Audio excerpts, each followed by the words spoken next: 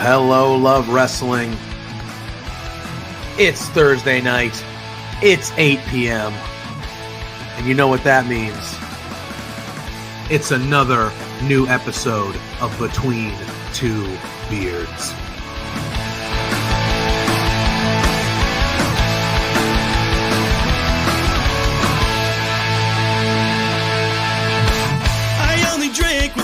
Start off with the biggest news of the week. The Rats lost!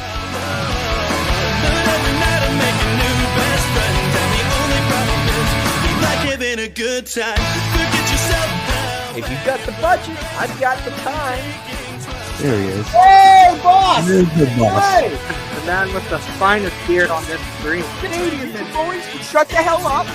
Let me talk. You see, the Rads are resourceful. When I got beef with somebody, I can find a way to talk to them.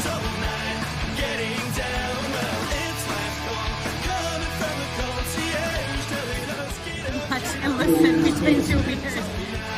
Getting down.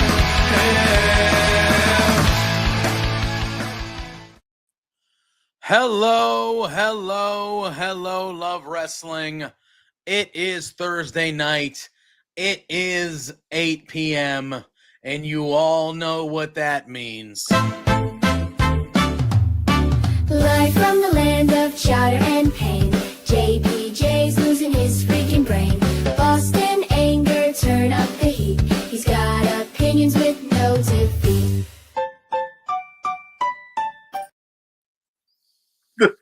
That means that you're mad. It's the trade deadline. Your boys didn't do anything. We can now swear within 7 seconds. We're going to test this policy. We're going to celebrate the new YouTube policy. The floor is yours, King. Yeah, I hate my baseball team. Mm-hmm. I don't hate the players on it, but I hate my baseball team. I said it all morning when we were talking about it. I said they were going to do nothing like they always do, because for 3 straight fucking years, they have said, we're going to be aggressive, we're going to make moves at the deadline, and then the rumors come out that they're involved in everything, and guess what? They do absolutely nothing. Every year, because they are cheap, they don't want to win, and that's it. Yeah. And they did it again. Oh, we traded Devers. This gives us flexibility to be more flexible at the deadline. We're going to be very aggressive at the deadline. This is in no way a waving of the white flag for this season. Now, the team, Lawrence, you're probably right. The Patriots are going to get Terry McLaurin, and that will make me feel a lot better about my life currently. But I hate the ownership and the front office of my team. They are run by fucking computers, and I hate every aspect of it. They're nerds. They're cheap. Sell the fucking team. Okay. JPJ hates technology. Heard it here first. Okay. The team is actually playing great. Okay? We got young studs. Our pitching is better. We're in the playoffs if the season ended today. All right? The team is playing great. But to me, this shows that ownership doesn't really give a shit, because guess what, guys? The American League is incredibly weak this year. Yeah. The Blue Jays are good, but they're still the Blue Jays. I'm not going to believe they're going to do anything until they actually do. And other than that, there are no other really great teams in the American League. And the Red Sox are playing well enough that if they actually had some balls and made some moves, like actual moves today, you could find a path to at least the ALCS. And it is stupid that we sit on our ass again. It tells the players that they don't care. It tells the fans they don't care. It's just nonsense because they don't. All they care about is money. That's why they traded Devers. They didn't trade Devers to make the team better. They traded Devers to save $250 million and put it in John Henry's pocket. And then they touted the trade deadline as that was going to be something that trade would lead to. Well, guess what they did? Nothing. Steven Matz and Dustin May, whoop-de-fucking-do. Two bums. Two bums that are gone after this year. For nothing. And then we ended up trading James Tibbs, who was the only real good prospect we got in the Devers deal, for Dustin May, who sucks. Give me a break. Give me a break. I will give you a break. Good evening, Fernando, Scott, Zach, Lawrence, Ryan Sullivan's in the house. Welcome in, friends. I came on here today to talk about Cardi B and SummerSlam, but we are going to be talking about SummerSlam. It's going to be a good time. We got some pals joining us. We got one waiting in the wings right now. One's here because one of them has respect for us and can show up on time to obligations that they commit to. The Jays are number. So that's good. That's good. I bought an Oakland Athletics hat today. They are no longer that team. I know. So I bought an A's hat, I guess. They are just the A's. Yeah. They are just the A's. I'm going to assume they're Oakland. They're not, though. No, I'm going to assume since I bought the hat on clearance, it was an Oakland A's hat. Oh, maybe. They are in limbo until 2020. It'll be here. I'll probably wear it. They are the Las Vegas A's. Yeah, I'll probably wear it next week for the show. We'll see. Depends on when it comes. I'm padding my hat stats here. But yeah, like you said, we've got a guest. One of them's here, so we're going to let him on because we're not going to let him wait because his brothers in arms are late. But Tanner Lee of the Kicking Out podcast, some would say the leader of the Kicking Out podcast. Oh, is here. What's up, buddy? You're a Yankees fan. How are you feeling about JPJ's misery today? Well, I was enjoying his rant. Yankees made some good moves today. We'll see. Like JPJ and I were discussing before we hit the live button here. It's all going to matter with the health of Aaron Judge. Aaron Judge is healthy. Good moves. If not, they're not really going anywhere. So we'll see. But you don't believe in Jazz Chisholm? Not so much. I mean, you saw him in the home run derby. That's about like what he really does. Sure. I did see him there. He's got good swag, but besides that, Did he forget the home run derby was where you're supposed to hit home runs? Just slapping grounders, baby. Yeah, just working on BP. It was just PB. Yeah, it was just getting some batting practice in. That's all. But I don't think Red Sox fans are the only fan base upset. And Pluggo, maybe you can chime in here. I was going to say the Cubs didn't do anything Cubs either. Did nothing after the GM gets an extension. He goes back to his old ways and does nothing. So I know. I told him this, before you got on. I said Suarez should have been a Cub, but he went to Seattle. And if Carlos Correa is willing to play third base, why isn't he in a Cubs uniform today? Why didn't they go get another starter? That's the big question. That too. A good starter. They got one for the Nationals, but he's not good. I do not know. But I am just, I'm okay with it because we're in a weak division, so I think we'll be okay. Yeah, I still think they'll make the playoffs, them and the Brewers both. Nobody else from that division, but. So there you go. But I appreciate you guys having me in Kicking Out Podcast on tonight. I'm sorry about my slap dick co-host that can't be here on time. So. Culp Sports Quarters to the house. Say evening, you fine gents. You're a fine jet, Culp. You stood. Yeah, it's the first ever. We'll get to it. Maybe we'll wait for those fools. You guys are traditionally an AEW-centric podcast, so we thought we'd have a little fun today. You guys had us on for a prediction show that went completely off the rails, so we thought we'd flip the script and do it here. But it's the first two-night SummerSlam, so it's a massive deal. Yep. First and foremost, 2 nights for SummerSlam, yay or nay? Nay for me. I'm kind of old school. I'm fine with Mania 2 nights. I would be good if the Rumble goes 2 nights. I think that makes too much sense not to, with the men's Rumble one night, women's Rumble the other night. But all the rest, I'm good with just 1 night. But WWE's printing money. Let's be honest, they don't care what we think as long as fans are willing to buy the tickets. They can sell out the place. They're going to do 2 nights, and I think it's a matter of time before we see 4, if not 5, PLEs go 2 nights. So That's fair.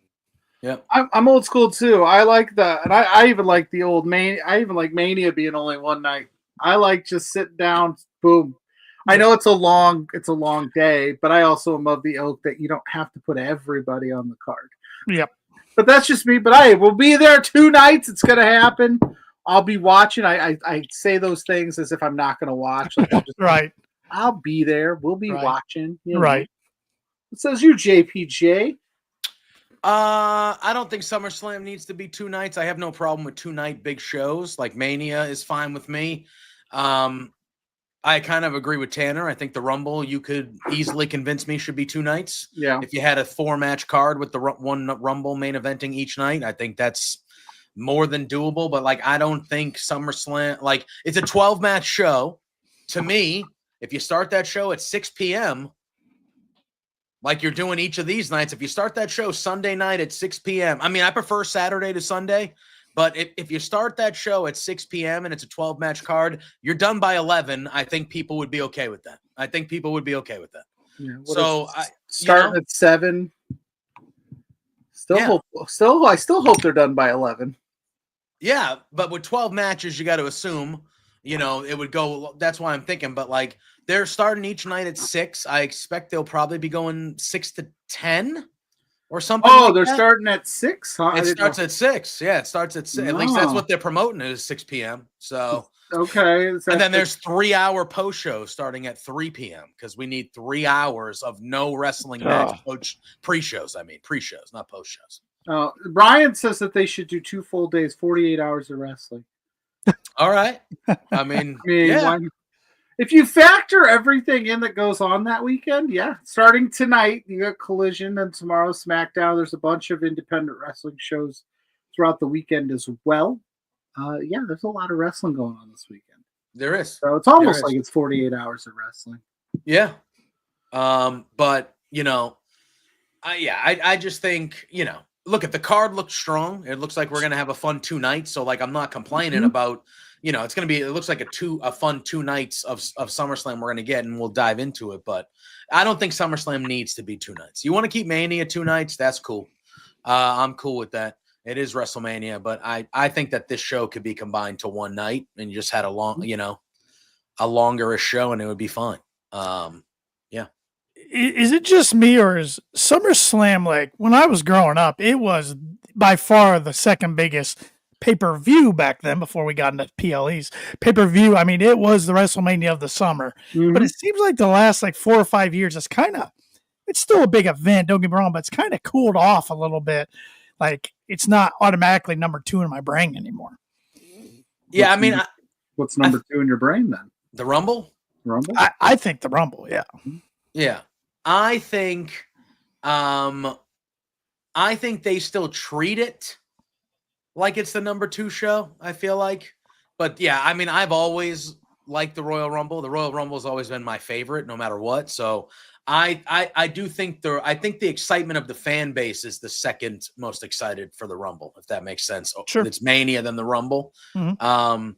Yeah, I don't know. Yeah, I feel like SummerSlam has lost its luster a bit. And I don't know how the 2 nights will kind of play out. I think the 2 nights to me, it turns it into a completely different thing. I'm like, oh man, 2 nights. All right, well, here we go. You know what I mean? More to complain about compared to. It's better. I don't know. I miss when SummerSlam was at the end of August. This early stuff the last few years is throwing me. I love just sitting down on a Sunday. SummerSlam, end of August, kind of like last party of the year. Yeah, like right before school starts, and all that. So it's like, all right, fantasy football draft that day. Get it in the morning. Yeah, it was good for me. But obviously, with the new PLE schedule, the way they're doing these things with Clash and everything, it makes sense. Well, even like the branding back in the day, like I think early to mid 2000s, like was prime SummerSlam for me. Like you had the lime green colors and the blues and the summer colors. Now it's like the logo's doesn't even reflect summer really anymore. Yeah, yeah, it's true. They don't really change it that much either. It's kind of still the same. Yeah, yeah. But it's happening. Cardi B is she still hosting? I haven't seen that promo in a while. Yeah, I heard she's going to be involved in just night 1. Just Oh, night one. Okay, I that's don't think all she's we gonna be need, there. I think. I mean, that's more than enough for me. I mean, she doesn't have to be involved at all, really, if they don't want to. A jelly roll's enough. Jelly roll is enough. Isn't that crazy, by the way, that they had to send a private jet for Drew McIntyre because he forgot his passport and he got stuck? Yeah. Yeah. And he's cut promos in a field of cows. He's fantastic. Yeah. He's great. Incredible. He's so good. And then the Miz chimed in saying he wants the spot. It's like, come on now, what's going on? Jelly roll. How do we think that's? I mean, we're not. We could talk about jelly roll. How do you think that's going to go? I'd be interested to get Shep's take when he comes on because he's a big jelly roll guy. I think he's seen him in concert 3 different Well, times. if you think about Bad Bunny as like the top for celebrity wrestling match appearances, right? I don't think there's any dispute in that. Like Bad Bunny's like right up there with. Yep. And then there's we've seen some duds with like Snooki. I was gonna say I didn't want to throw my girl Snooki under the bus, but yeah, I will. Snooki, we'll call Snooki the bottom, Bad Bunny the top. Where do you think Jelly Roll falls on that? Kevin Federline is towards the bottom too. Ooh, yeah, Kevin Federline. Kevin Federline. I don't know. I've been impressed with what Jelly's done so far. To be honest, he's been really good on the mic. His moveset looks fine so far. I appreciate he's taking it very serious in that he's training with some really good talents, some legends. Moved down to Orlando by the PC for a little bit. So, like, I appreciate when celebrities give it their all when they're doing something like this and not just in it for another PR stunt or money grab or anything. So, I'm hopeful. I guess we could have used Travis Scott as the bottom now, given the we could have went Bad Bunny to Travis Scott. Oh, how about this? Have you guys watched any of the WWE Unreal? I watched it all. Yep. Okay. I've watched 3 episodes. I haven't watched all of it yet, but I watched bits and pieces. Admittedly, yesterday I sat down. I was like, I'm going to watch this because I'm sure we're going to talk about it. So I'm going to hunker down. I fell asleep like 30 minutes in. Woke up to Netflix going, "Are you still watching this?" And I went, I was. So he's featured pretty heavy in episode 4 and 5, just FYI. Yeah. Who is me? Yeah, you. Travis Scott, yeah.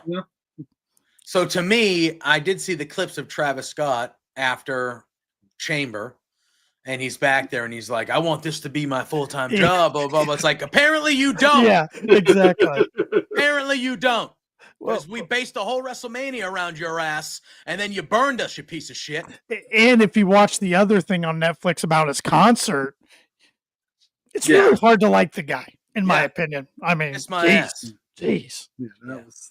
I did watch that. That was pretty wild. Yeah. Yeah, I thought so. So. It's official, guys. The NFL season has officially kicked off. As we're talking right now, the first preseason game of the year is underway. Ooh. The Hall of Fame game with the Chargers and the Lions. So Justin football, Herbert's not playing. No, nobody of substance is playing, I think, for either team. Well, Jahmyr Gibbs was at Raw last week, so he was. Busy. Yeah, that was actually kind of they showed him. I was like, wow, that's like a legit guy. Usually they show like, not legit guys. It says like Detroit Lions secondary, but it's like their second secondary. Yeah. But I saw it and I was like, damn, that's Gibbs. Yeah. I'm like, that's like a legit guy. He loves himself some wrestling. And I love myself some Mrs. Pluggo. Hi, honey. How are you? I love you. How's work? You're the best. Smash that like button, you sexy piece of beautiful, all of it. Fair. I only started this podcast to flirt with my wife, Tanner. Hey, whatever works, bad. Whatever gets the brownie points, I'm all for it. Yeah. I think that's why Forrest started podcasting too. It's fair. To flirt with my wife. That's fair. Yeah, they're having a trivia contest this weekend, I heard. Next weekend. They're Grey's Anatomy. Anatomy. I would not. I would be horrendous at that. Yeah, I don't know much. I know McSteamy. I know McDreamy. Those are names. McDreamy, yeah. McDreamy and McSteamy, right? Yeah. That's all. One of the ladies killed a guy. Well, take it easy. She killed him. You killed him to get him a new heart. That lady, that was wild. That was an episode. No, you can't just be spoiling things like that. No, I mean, if you haven't seen, I Just don't can't know. Have some, please. Sorry for the show that's been on for 20 years. I'm sorry. You know, My bad. a Pluggo told me off air is he started watching The Sopranos. Yeah. Oh, It's a good one. He says he's in season 2, and You I could- said, "Oh, that's good." You could spoil it for me. I would never. You're in for a ride, man. You're in for a ride. That's a good time. I assume that the fact you made it to season 2 is you're enjoying it. You continued it. I don't know. We'll see. My watching habits do get weird where I'll watch something. I'll watch a show, like I'll get hyper fixated on it and I'll watch it for like 3-4 seasons. And then I start to trickle off of it. No matter how good it is, I just trickle off of it. And then I circle back. It takes me a while to finish things, but maybe I will power through this one. So far, I'm intrigued. I don't know where I'm at with it yet because there's still a lot of like, what's going on here? Okay, there's a lot of stuff. Drew's excited for that. Yeah, strap in. That's a good one. That's a good one. You know, Miss Scott's over here acknowledging Mrs. Pluggo. That's the right move. Hell yeah. Mrs. Pluggo isn't the Cardi B in my life. She'd be hosting this all life SummerSlam that we have going on with Pluggo. There we go. As we speak, Brodito just advanced to the semifinals of the tag team tournament. So it'll be them and the Young Bucks on that side. You mean the talent name? The talent name. Them in talent name. Them jobbers need the graphic, TK. Give them the graphic. I'm gonna be honest with you guys. I thought the Outrunners should have beat them. I thought they were going to beat them. Yeah, I thought the Outrunners should have beat them last night. And I'm not just saying that because I want to be right, because I called that shit like a week ago. But I thought the Outrunners. I'm not saying that because I want to be right. You love to be right. Don't lie. I do love to be right. I do love to be right. And trust me, that is part of it. But I think they should have beat them. I think they should have just continued the bad luck run of the Bucks here. I think that is what you lean into. I look really bad with my predictions of the bracket from Sunday when I hosted KLP by myself. Shepard Paul.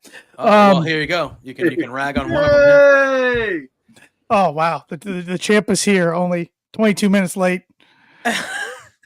Champs on champ time. Oh, is he muted? Now he's muted. He might be muted. Hey guys, it's been a few weeks since he's been on the podcast, so give him some time to get used to everything. You're talking to the microphone. Hey, this is my first night. I'm a rookie. Sorry, boys, a little late, but you know, I got a little. People in this world really think if you wait to the last day of the month, you get a better deal on a car. It's a myth. I'm telling you right now, it's a work, boys. It's a work. Yeah.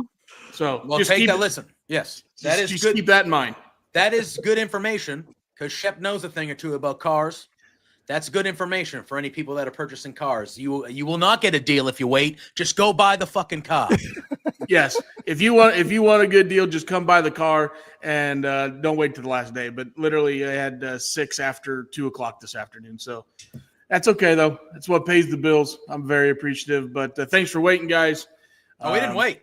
Well, thanks for the understanding. Yeah, actually, we don't understand. Nice strike. Strike 2. Hey, actually, my new Thursday morning tradition is on Thursday mornings I order new cars, and today I listened to JPJ for the most part of the morning. Made the morning go really fast as I was ordering cars. So great show this morning, by the way. Thank you. That's strike 3. We're not here to talk about that show. Yeah. Christ, Jeff. Oh boy. We're glad to have you. I appreciate it. No, yeah, we're excited to have you. We think Paul will be popping in at some point to round out the crew. Shep and I haven't seen him all month, so I don't know. Who knows? But at least we can, we'll start. We haven't really dived into if SummerSlam. If he doesn't show up, that's on him, and he can no longer go, I've not got invited to Beards. It's fair. It's like, you chose not to show up. That's on you, buddy. It's fair. It's fair. Oh God, yeah. So we briefly touched on SummerSlam, very, very briefly. We were kind of waiting for you to hop on there. Football's officially started now. I yelled about my baseball team for the first 5 minutes of the show. It was epic. I saw some of your tweets earlier today about the Sox, and I can tell you were a little frustrated. Oh yeah, frustrated is a good term for it, and I feel that's a light term. If I saw John Henry, I'd punch him in his face. So that's what I would do. Hold on. Punch him in his face. Say that again. So if I saw John Henry, I would punch him in his face. That's all. That's all. That is fantastic. That's all. He's a criminal. He's a criminal. Oh, He's wait, stealing money from Red Sox fans for 7 years now. Stealing money. So that guy can rot in hell for all I am. Listen, two things can be true. He can be the greatest owner in the history of the franchise because he is, but he can also be a terrible owner right now, and he needs to either sell the team or pass away. So whatever happens first, I don't care. I don't care either way. Whatever happens first, but one of those two things needs to happen and happen imminently because I'm tired of watching the Tampa Bay Rays play at Fenway Park.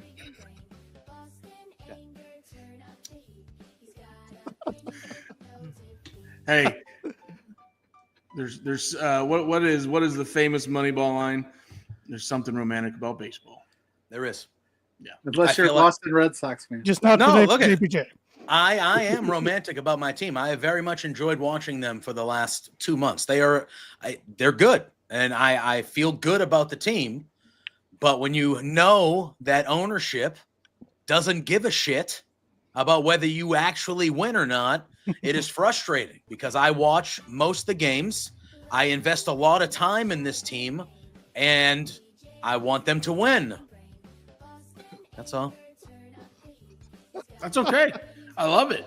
Yeah, I want them to win, and the fact that I want them to win more than the owner of the ball club irritates me. Not your co-host of this show. He doesn't irritate you at all. No, sometimes. He's got hell dance moves right now. I mean, Yeah, look at him. Sometimes. He But might that's it. pull- I'm not gonna yell about it anymore. I'll talk about it. But yeah, that's it. That's it. I literally hate that man with every fiber of my being. And yeah, I need him to adapt or perish, as Triple H used to say. Adapt or perish. Adapt or die. Correct. Billy Bean said it the best. Yeah. He is just a Of course, Billy Bean wouldn't go work for that guy if you remember correctly. he was going to, and then Yeah. he said, and that was when they were actually like they would spend money and like And then Jonah we Hill was won world- like, "Hey man, here's Kevin Euclid," or some guy fell over. No. The guy, Yeah, well, no, he loved Kevin Euclid. yeah, that's Yeah. right. And then the kid But fell it over. was, yeah, it was Um, Scott Hatterberg was the guy that Greek Yeah. god All of right. walks. Look actually- who it is! we have them all. They have all arrived. Look who Here it he is! I forgot what Paul looked like. He hasn't been on our show all month. His pad is moving. What the hell is that? It's like a screen on his hat. Yes, it's an LED hat, and this week it says "Kicking Out Podcast" and "Between Two Beards." Ooh, he's got fancy electronics. That's fancy. That's I fancy. bought it off of Temu. Everybody else is always wearing hats, and I didn't want to, be generic, so I had to go big and. I always Extravagant. thought Timo was like fake. Like if you ordered something, you're It is. Isn't that the thing? Like it's like a knockoff. I don't know. Sheik Shabazz loves him some Temu. No, you can find great deals on there. I'm not judging. But I isn't just- that like the running? They just used it on Dynamite last night. Shelton Benjamin said, "Hey, MJF, the watch you gave me was the best watch I've ever seen off of Temu." Yeah. So isn't it like is that like kind of the running? I don't know. I've never used it or anything. Which it must have been a Temu watch because he spiked it and you saw it go into a million pieces. It wasn't obviously a real Rolex. So Right. You can Right. spike a real Rolex and it doesn't shatter. I don't know. I would guess if I had to guess correctly. Who's got money to be spiking real Rolexes to find that out? The Hurt Shep. Syndicate. Yeah. The Hurt Syndicate probably do. Yeah, I'm the Hurt not Syndicate spiking any watches over here, but I'm just guessing as those things are built. You might scratch it maybe on the side, not the crystal, but yeah, I don't know. I'd bet for the Rolex actually. Yeah, it's fair. It's fair. I follow that dude on TikTok that flips Rolexes on the street. Oh, the one that's getting ready to open his own shop on Tuesday. Yeah, Sure, is he? I don't know. yeah. He's like, I just got this watch for $5,000. I'm gonna go in here and try to sell it for $8,000. Yeah, no, I follow him too. He's And all of them are like, nah, dude, I'm not paying that. He's like, okay, yeah. how about there's- $5,000? And they'll go, there's- okay. There's some really. Sexy I watches on just that. love the fact, Pluggo, you're like, I followed this guy. Ship's like, oh, the one who's doing this. And you're like, sure. I don't pay attention. Like, all I see really is the follow flip. him. Hey, Hey, but listen. at least I show up on time. Yeah. Oh, right. I had kid things to do. I have kids. He's got kids like Oh, Heath yeah. Slater. Yeah. Hey, idol- can I that just shirt. say? Can I just say? I don't give a shit about your kids. Yeah, my idol right there on the wall, Heath Slater. I got kids. Just like I tell Pluggo, I don't give a shit about your kids. Right? I wouldn't be shocked if he makes an appearance down here tonight. I know he's been doing that the last couple of weeks. You tell him to mind his business. He comes down here and plays with my stuff. Yeah. All right. You tell him Thursdays from 8 to 10 off limits. How about that? Huh? You try telling Owen that. I will. Put the headset on him. He'll hear it real quick. I don't care. I don't care at all. I like a fired up JPJ. Yeah. Well, guess what? I what you think this got is more tonight. fired up than we got when he was on KOP. Yeah, I was fired up with something else. Let me tell you. Fireball. Yeah. No. Come on. Back in the day, though, it was Goldschlager. That was the one. Oh, that was the. God, I remember those. Goldschlager. Remember Aftershock? Oh my God! Yeah. Just drinking gold flakes, slicing up your throat. Yeah. All right. So we used to, all right. Most people call it beer pong. I call it Beirut. Sure. I learned that it was Beirut, whatever, beer pong. We used to play a game. It was called. We had a different name for it, and we would do the triangle with the 10 solo cups, and then we would put a shot glass in front of the first solo cup. And if you bounced it into the shot glass, you had to rip a shot of Aftershock. Oh. So we kind of turned it into a. That was the harshest cinnamon booze ever. Yeah. Or we would do there was some sort of alcohol that was like something 101 or something like it was like a minty. It was a terrible minty liquor. And it was called something 101. No, it's Rumplemints. Maybe. I don't remember. This was a long time ago. But we would play Beirut 101 or we would play whatever the other name was. And we would, because we were savages. And we were like, how do we get more drunk? So and that's just what we did. I can't do shots anymore because of booze like Rumplemints and Aftershock. It's because of the court order. That too. This is the Fair enough. Fair enough. But welcome in, boys. Now that all three of you are here, it's officially the party has started here. We are here to talk about SummerSlam this weekend, the first ever 2-night SummerSlam in New Jersey. Gross. But other than that, it should be a great time. It's at MetLife Stadium where two terrible football teams play. Yeah. But it's a good card. It should be good. We're going to break it down night by night. That's how I figured we would go. We briefly touched on it before Shep and Paul, you got here. We talked about Jelly Roll. And then Tanner told us that Shep is a giant fan of Jelly Roll. You've seen him live multiple times. I have seen Jelly Roll live going on 5 concerts now. Wow. The farthest concert I traveled to, I saw him at Allegiant Stadium where the Las Vegas Raiders play. Unbelievable stadium, by the way. Yes, it is. I was there for SummerSlam in 2021. Ridiculously nice. Yeah, stadium. great stadium. But became a fan of his music kind of as he didn't have a mainstream album. Saw some of his independent stuff before he got signed and just it's like, dude, look at this dude. He's a big dude. He has no fear, puts tattoos on his face, and has a smoking hot wife, and would make funny YouTube videos of their life. And then I dove into his story and was like, this guy is an amazing human being. Now, that being said, love the guy as a human being. I love his story. I love his music. But I'm not a big celebrity wrestling match guy. I think maybe Travis Scott actually ruined it for me. I didn't care for it before. So leading up to this, I've seen his podcast with Stephanie and his conversations with McAfee, talking about all this training he's doing, all these people that are working with him or putting him over, saying he's dedicated, he's doing the work, he's losing all this weight, and good for him. He looks like $1 million compared to maybe the first concert I ever saw him. He was 200 pounds heavier. But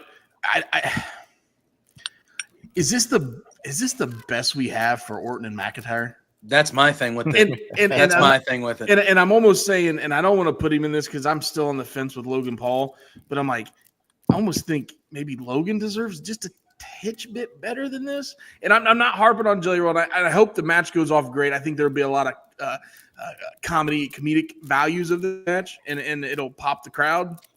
But overall, I think they could have done better. Yeah, just my 2 cents. Paul. Yeah, well, I can't really disagree with much that Shep said there. I never have been a fan of the bring a celebrity in, let them have a match thing. As far back as I can tell, the closest one that I was okay with, and that's because he was actually in the ring training prior to this because it was something he wanted to do before acting, was Stephen Amell. That's really been the only celebrity that I've enjoyed getting in the ring and actually doing anything. McAfee pulled it off. Bad Bunny was pretty good. Yeah, Bad Bunny was good, I thought. Love Bad Bunny. All right, Pat can pull it off. I'm not a big Bad Bunny fan, so he's a good caddy too. Yeah, he is. Breadsticks? I haven't watched it yet. Shh. Okay. You need to do that. Like the knew what you were referencing without seeing the movie yet. Yeah. Breadsticks, water? I think the match could go off pretty well because of the other people that are in this match. Now, if we were just going in straight Jelly Roll and Logan Paul, this thing would just be, all right, everybody's going to get up, empty out the seats, and go to the bathroom at the exact same time. I think, I don't know. I think it'll be okay. I'm not looking forward to it at all. Will Jelly Roll hit an RKO? No. Oh God, I hope not. No. Do you guys remember the first time he made an appearance in Nashville and he chokeslammed somebody and R-Truth or Ron Killings had to help him up? Yeah. He couldn't stand back up. Now again, that was probably 150 pounds ago, but I do remember that his first spot. He chokeslammed Austin Theory. Theory got up for him. Theory sold that out was like awesome. $1 million. Yeah. Mm-hmm. Yeah. I'm gonna be honest with you. I don't give a shit about this match. Not at all. It's really the only match on the show that both nights that I'm like, I don't care at all about this. I agree. I said it earlier today, and I agree with Shep. Like Randy Orton and Drew McIntyre, this is the best we have for them at SummerSlam, honestly. Now, and I get it. This is going to bring a different set of eyes. It's going to get mainstream media because Jelly Roll is that level of superstar. I get that. And in the long run, it's probably going to be good for Drew McIntyre to be shown in outlets that he probably normally isn't, as well as Randy Orton. Logan Paul, I think, is still kind of in the middle of celebrity in WWE. Like he's clearly a full-time guy now, but he's still a celebrity too. So like, I feel like it's a little, it's just, I don't know. I feel like specifically even Drew more than Randy to me, but I'm like there has to be better. There has to be better at SummerSlam for them. But I guess you want guys like that in this to kind of make it go the way it's going to go, because most likely I feel like, even though I feel a certain way about it, I'm probably going to be entertained by it like enough, the way it'll be booked. That's how I feel. Jelly Roll's getting the pin. His hand. Jelly Roll's going to pin Logan Paul. That's how this is going, right? Oh, Jelly Roll is one pinning Logan Paul. For sure. I think it's after Logan Paul eats an RKO, though. Oh, yeah, I forgot. Yeah, we have the hold on. Wait. We'll see how that looks with 5 of us, though. Yeah, we're going to do this. Ready? Hold on. Wait, let me pull it up. Where is the we got this, and then we do this. Oh, Jelly Roll right in the middle. No, where is it? Yeah. Where's no, this one. Oh, this one. There we go. That looks good. So that's how I like my positioning on this because I'm like buried at the bottom where I belong. No, you could have left that up there. Okay, I'll leave it up there. Yeah, okay. I don't get your branding out there. Don't worry about me. I don't care. I'm fine.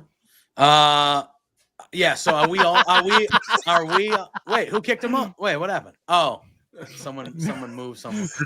I wonder who moved me.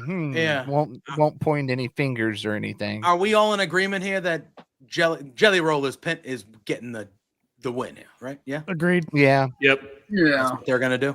I would still love to see him take an RKO after the match, just because I'm such a big Randy Orton mark. I like when he RKOs anybody, but I don't think that'll happen. But that'd be funny. Yeah, I mean, I could see him RKOing Logan Paul and then tagging Jelly Roll in and doing that. Yeah, it would be fun if Jelly Roll. You can see your face fall when you talk. There you go. No, Pluggo, no. There you go. It's good for clips, Paul. Yeah. Oh, Maybe if you showed up to the KOP once in a while, you'd understand how technology works. Yeah. Wow. Wow. I didn't say it. All right. You were thinking it. All right. Let's keep on Look, going. I'm almost back up in the air of maybe I just go join the Beards because they're nicer to me than my current co-hosts. Right. I haven't said a word. Yeah, that's right. Yet. Tonight. Chef's still in work mode. I still got Sure. my work. He's got to get a couple drinks. He's got to get a couple drinks in him, and then I'll be ready to go. Hell yeah. I haven't even eaten dinner yet. We went right to these. Oh boy. Right to these and looking at your pretty face. Well, we better move on to a match that you care about because let's get off the rails real quick. How about this Ophelia saying Jelly this Roll is hosting the late night show and promoting it, having Drew and Randy on. Was great. That was a good time. That was Kimmel, wasn't it? Kimmel. Yeah, it was the Kimmel show. Yeah, I think it was. Is it really National Chili Dog Day, Zach? That's amazing. Wait, what is it? Yep. What? Chili Today Dog is. Yep. National Chili Dog Day. Yep. Oh. I was unaware. Tomorrow's National International Beer Day tomorrow. Oh, hell yeah. Yep. Yep. Well, that works out well. It's on a Friday. Yep. So that's going to work. We know what Shep will be doing. Enjoying go. an international beer. There it is. Maybe he'll be enjoying a beer internationally. Good. Sami Zayn, Karrion Kross. I'm glad these guys got on SummerSlam. Yes. I'm glad these guys got on SummerSlam. I think the feud has been good. I love the sit down thing they did on Raw. I thought that was really well done. I'm excited about this match, but this is one of the matches where I could see it going either way. I feel like Kross Sammy is untouchable to me. He could lose every match, and the next time you see him, everybody's going to be rooting for him to win. Like he's that Daniel Bryan, Mick Foley-esque vibe with the crowd, like he's untouchable. So I feel like Kross needs the match more. Kross needing the match more is the understatement of the year. Yes, he needs to win this match. He should win this match. I agree. Just make it happen. Make us happy. You guys think he's staying with the company? I saw they had new merch out the other day that was fresh, so that's usually a pretty good sign. Yeah, I feel like he's probably re-signed already. They're just not announcing it. So obviously, if he wasn't, I feel like that might affect the decision of this match as well. But I'm kind of operating as if he is when I think about my pick and stuff. Well, and like, win or lose here for Kross, like, what are they going to do with him next? That's my question. Like, because presuming he is re-signed, I don't want it to be a case like Ron Killings. You remember? Everybody was hot for him. They re-signed him, and then nothing. Yeah. As of late. Yep. I agree. I agree. The United States Championship would be nice around Karrion Kross's waist. Yep. Yeah. A nice mid-card title would be not too bad. And it seems like the problem is every time they really start giving Kross a push, they just drop it cold. And then he kind of falls between the cracks. You get the fans cheering for him again, which they want him to be a heel, but the fans love him regardless because they don't see him enough. And then we start to get this push again, and the same thing happens. So here I think it's definitely a Kross win here. And then I think maybe Sammy takes a little bit of a break and then comes back hard sometime around Survivor Series, gets everybody behind him like he already is. And then if that works and that's the case, he's a shoo-in to win Royal Rumble next year. I've been saying it. I think in Saudi, he's the choice to me. And his whole story since Mania has been him finally winning the world title. They've been leaning into one day I'm going to win the world championship. Him beating Seth potentially next year at Mania after winning the Rumble. I feel like that story's kind of right there for him if they want to do it. Feels like that's where they're leaning. That would be a better story than him versus Cody, him versus Roman even. I agree because I it agree. was that night after Mania where Seth and his group were really, it was all about Sammy, and they wanted Sammy to go to SmackDown, and they offered him an immediate title match, and it was built on you've never won the world title. And when Sammy and Seth were in the ring, he looked right at Seth and he said, I'm glad you're in this ring with me because I'm going to tell you I will be a world champion one day. And in my brain, I was like, he's going to beat Seth for that title next year at WrestleMania to win that championship. That's why they specifically did it with that. And that's what I thought. And I feel like that's what they're still going to do. But I'm in agreement. I think this is Karrion Kross. It has to be. It has to be. I'm going Sami Zayn. Okay. Nerd. I don't think they say somebody's got to be different here. I think it should be Karrion. I just got the you're weird different, that's feeling. all right. Oh, no, Paul. Good one. Come on, Paul. But I just feel like Sammy's got to get this win to get it back to even, and then we get one more match down the road in this feud. Yeah, So- that's fair. That's fair. Mhm. Has Cross ever won a match on a PLE? On a PLE, I know he won on, like, if you're counting the NXT Didn't he? ones. You back count in the day. Didn't he cheat to beat Orton in that match? Or no? Did I name that bull rope match? Whatever. Man, I barely remember find my out, Tanner. PLEs. Yeah, I don't remember. Find out, Tanner. Find out now. Googs it. Oh, yeah. All right. Ask Jeeves, Tanner. Ask Jeeves.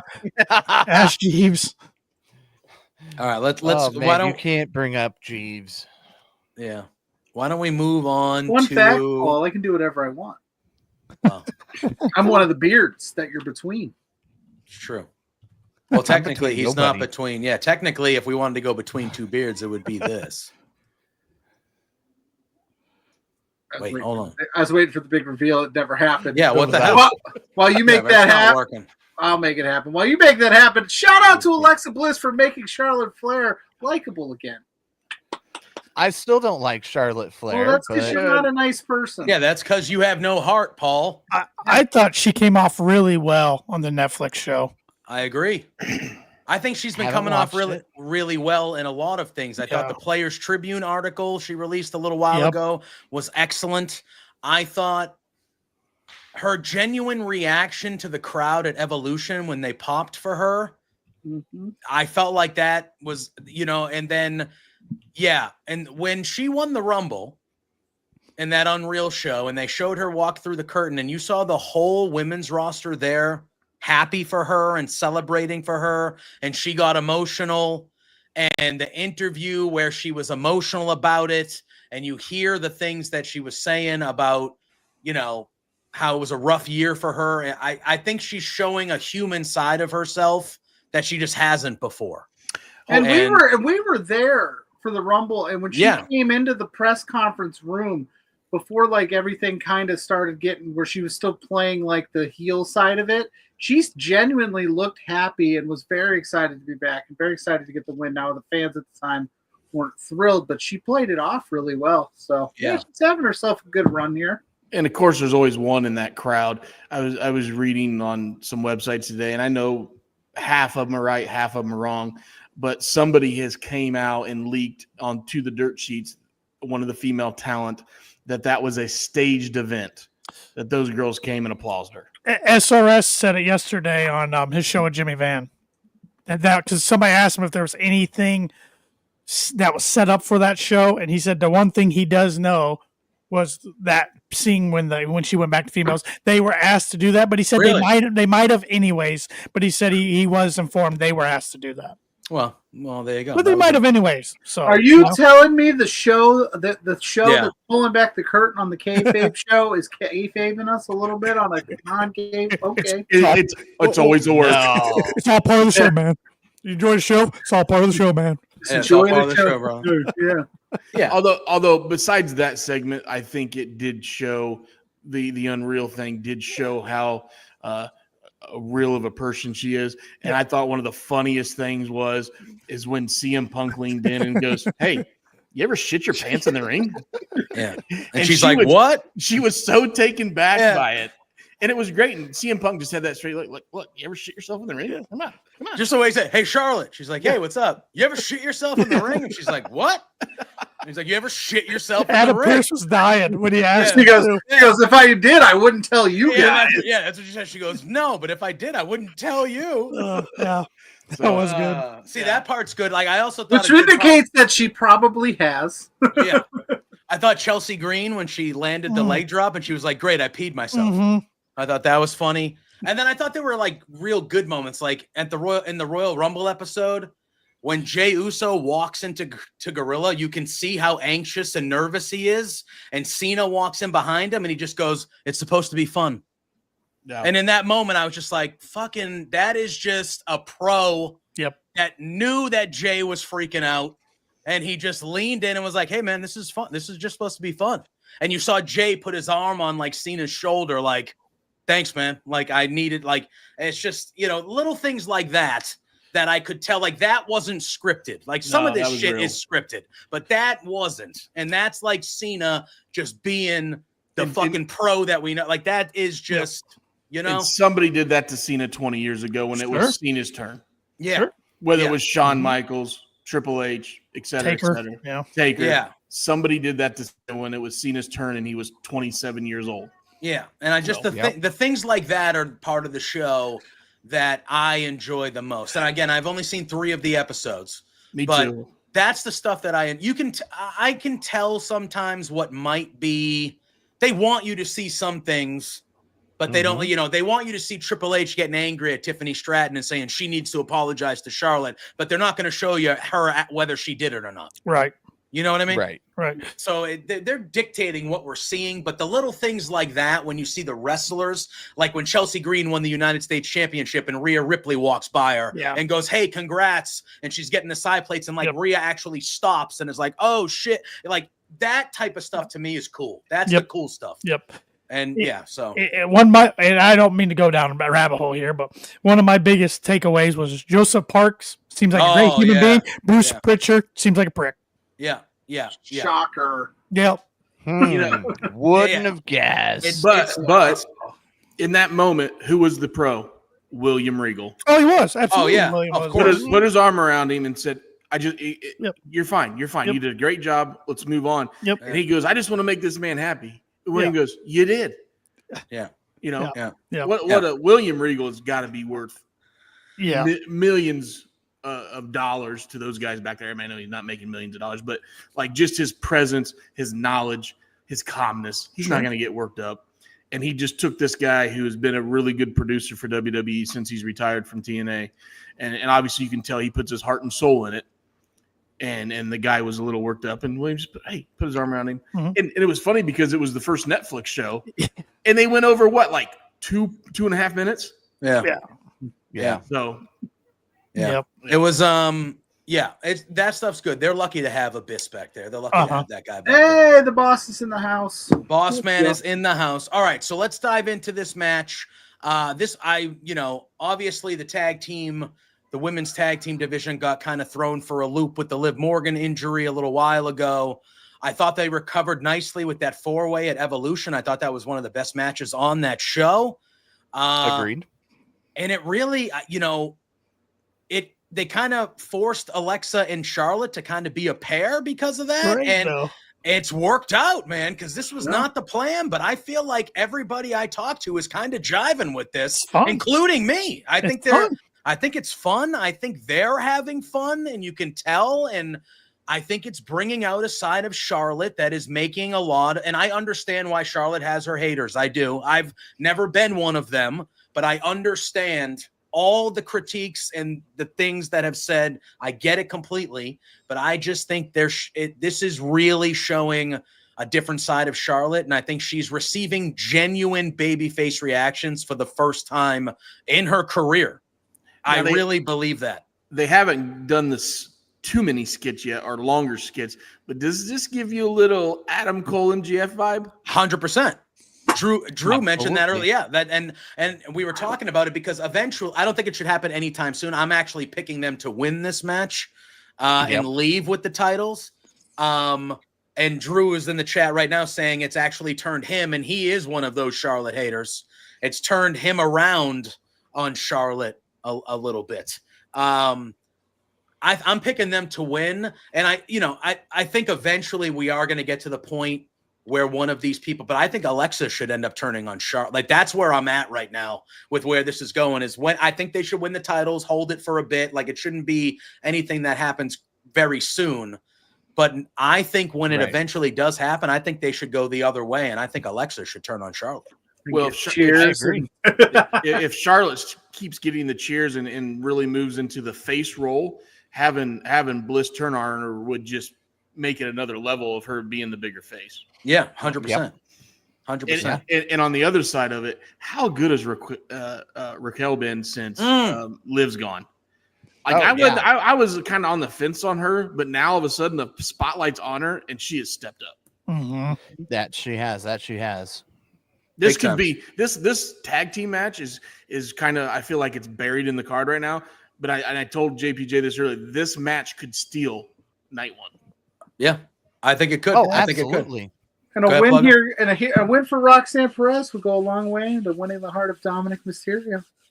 Are you picking? I'm picking Flair and Bliss. Where are you going, Pluggo? And then we'll go to our. I'm gonna go with the Judgment Day, just because I think everybody else is gonna go the other way. Fair enough. All right, Tanner, how about you? I'm going with Charlotte and Alexa, and I like what they're doing with Alexa. You know, when she came back at the Rumble, I think everybody thought they're just going to pair her with Wyatt Six. Yeah. And maybe they do it down the line, but I like her doing her own thing right now. It's been good. Yeah, I think so too. Paul, where are you? What are you thinking when it comes to this?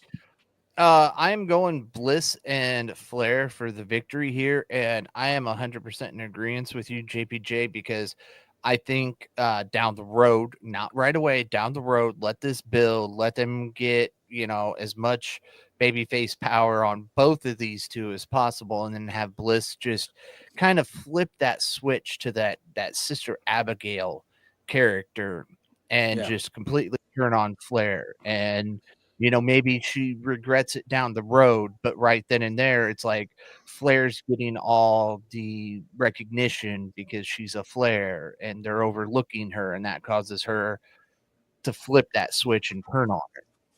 But to do that, you got to win the gold first, which is what they're going to do at SummerSlam. Yeah. I mean, to me, possible for Liv Morgan to come back, in WWE speak, when they say the injury is going to be 4 months, it's really 2. She had Did she have surgery? Yeah. She did have legit surgery. Yeah. Because they keep playing up that angle, and they keep mentioning Liv a lot, like Raquel especially, and Dom, or not Dom, I'm sorry, Finn. They keep mentioning her a lot, so I'm just waiting to they haven't completely stopped talking about her, which is good. Keeps us honest. I was just curious, maybe she was ready to come back sooner than later. Yeah, Shep, what do you think is going to be happening here? So what I think is going to happen, I think you do see a title change. And the only reason I think you see a title change is because there's all this talk about Judgment Day not having any gold after SummerSlam. But I don't know if Flair and Bliss deserve it this quickly, which Perez and Rodriguez has done in Liv's absence has been great. And I think they deserve to keep them a little bit longer. Mm-hmm. But with the Judgment Day in a whole, I think they go ahead and make the move and put it on Bliss and Flair.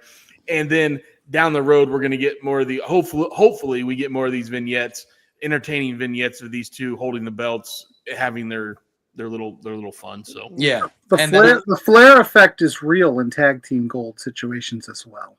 100%. And then I'm of the belief right now that I have Charlotte Flair versus Alexa Bliss as a WrestleMania match. In my opinion, next year. So I feel like that's a good match for both of them at WrestleMania when this comes to, So all right. You have them hold gold all the way to Survivor Series, maybe even Rumble before the turn? I would have them, because I feel like they're genuinely becoming a top 10, they're genuinely over, and the crowd's really into it, and they're into it. I think they have that shirt that says "We're not friends." I could see them winning the gold, and then all of a sudden they have that back where they're like, "No, we are friends," and they become, and then everyone's eating it up and loving it, and then eventually they lose the belt, they dismantle, and then it could build to a really good feud where I feel like this could be, it could be a WrestleMania match for them. If neither of them are going to be involved in world title pictures, these These are two people, you know, a lot of people don't remember. Alexa Bliss was basically the fifth horsewoman back then. Like, she was the first one to win both the Raw and SmackDown world titles. Like, they treated her from a booking perspective as good, if not a little better than some of those four horsewomen. Like, she was very much better than Bayley. Yeah, the best one outside of those four in that era, you know? Yeah. So I just think, yeah, that's a huge match. I think that you could really build to, even if you wanted to put a mid-card belt around it or even a world on the one show. I don't know, but I feel like that would be a good. Yeah. What is the longest reigning women's tag team champions of all time? Oh God, it can't be. How many days? Kabuki Warriors? Was it the Kabuki Warriors are correct. How many days did they hold it? I'm gonna 42. 42, dang. No, I'm gonna go more. I would say 110. 269. I'll go. I was gonna go high 200s, but I'll go into the middle of JPJ and Shep there and go 225. 180 days. All right, there we go. I just feel like those belts are so cursed; they're changing hands all the time. I know. I know. Way off. All right, let's continue to make our way with night one. Let's go. Boom. Oh, it didn't. Yes, it did. It changed. Okay. Boom. We have WWE Women's World Championship. Tiffany Stratton These defending. graphics rule. They should be though for the Raw versus SmackDown Survivor Series. I know. I like the blue and red colors. Yeah. Versus the Queen of the Ring, who earned herself a title shot at SummerSlam from doing so, Jade Cargill. May I? Go ahead, brother.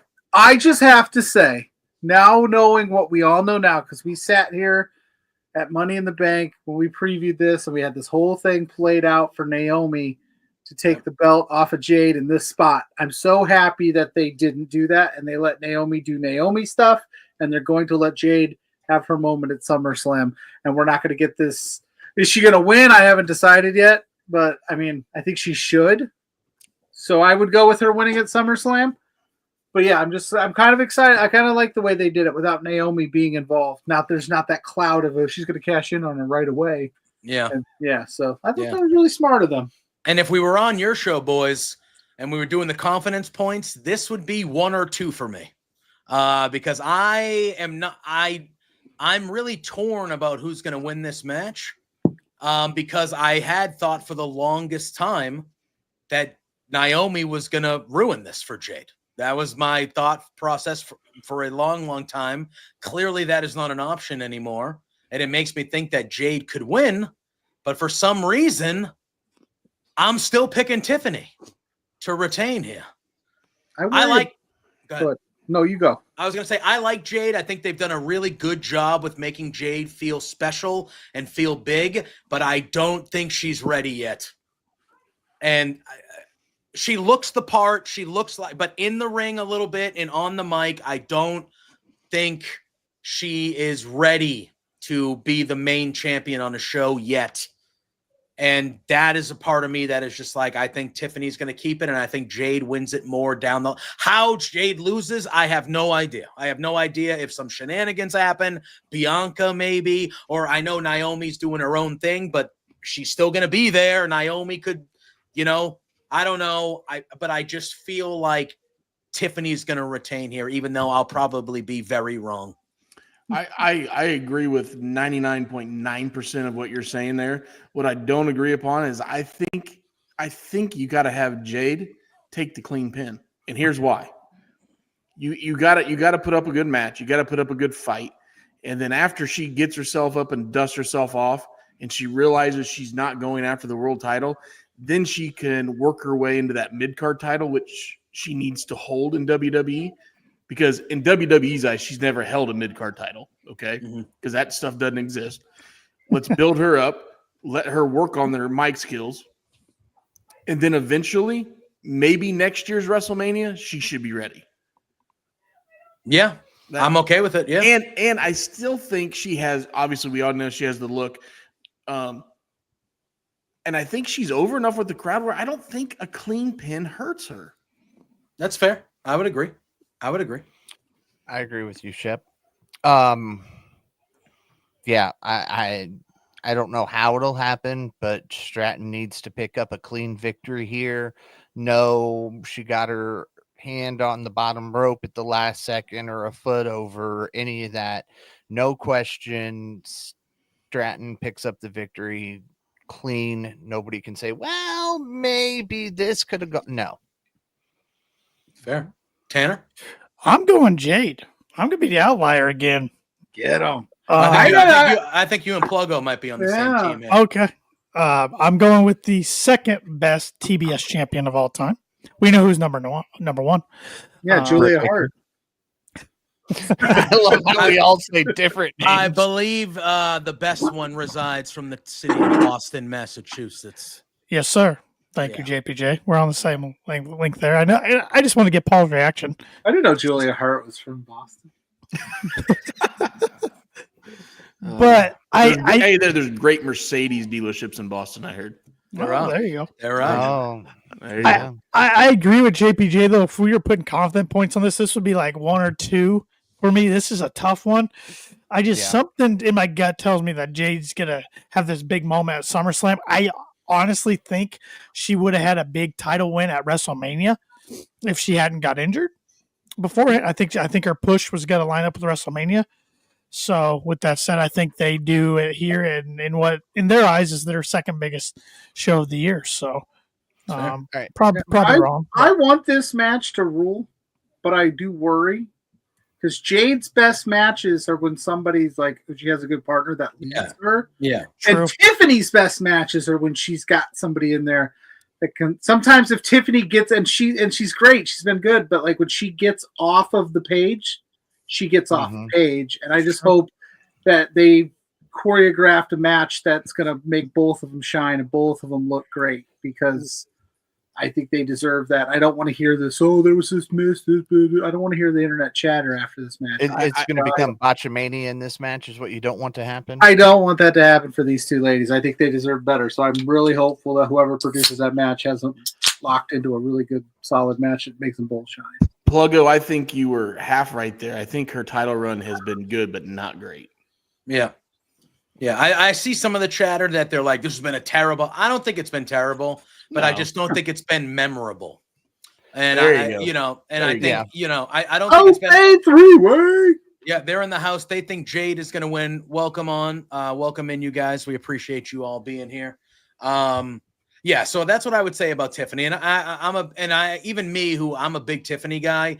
I've been a little underwhelmed with the title reign, but again, I don't think it's been bad. I think it's not been because of her. It's been because of the booking, really. You make an argument the Charlotte stuff around Mania was really not the greatest start to it, but it hasn't been bad. The match she had with Trish at Evolution was good. It was. But. I'm still picking her to retain. I don't know why, but I am. I just think Jade, the storm is coming, right, Tanner? Yeah. Yes, sir.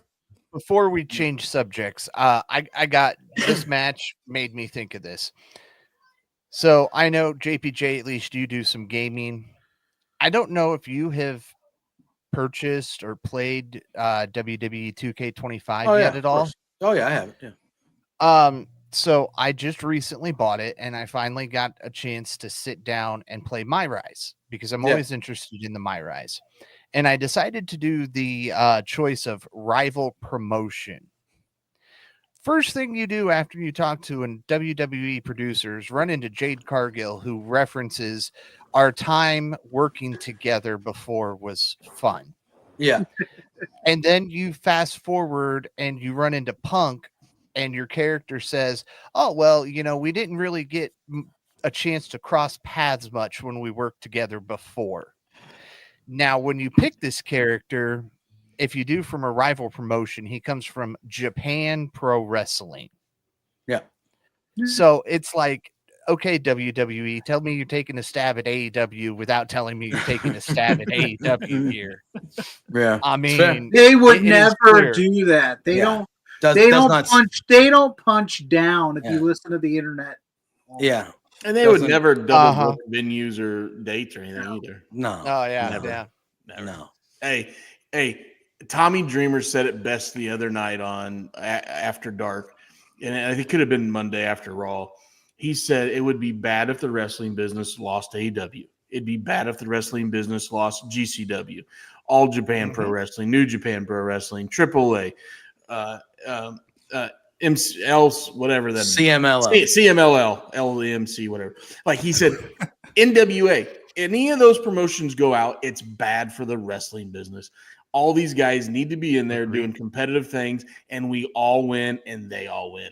I agree 100% with Dreamer. So yeah, the digs are gonna come. It's gonna make us laugh and chuckle, shake our head, whatever. But I love them. I love them all. Yeah, it's all part of the show, man. Yeah, it's all part of the show. It's all part of the show. Please excuse. I don't know why they have Paul Heyman looking like he's squeezing a dump out, but that is what they have. I don't know what the hell's going on with Paul Heyman in this picture. If you really look at it, that's all their dump faces. Yeah. No, but Heyman's is like even Jay's. Even Jay's. Yeah. Jay's just like I'm the shit. Take it. Yeah. Yeah.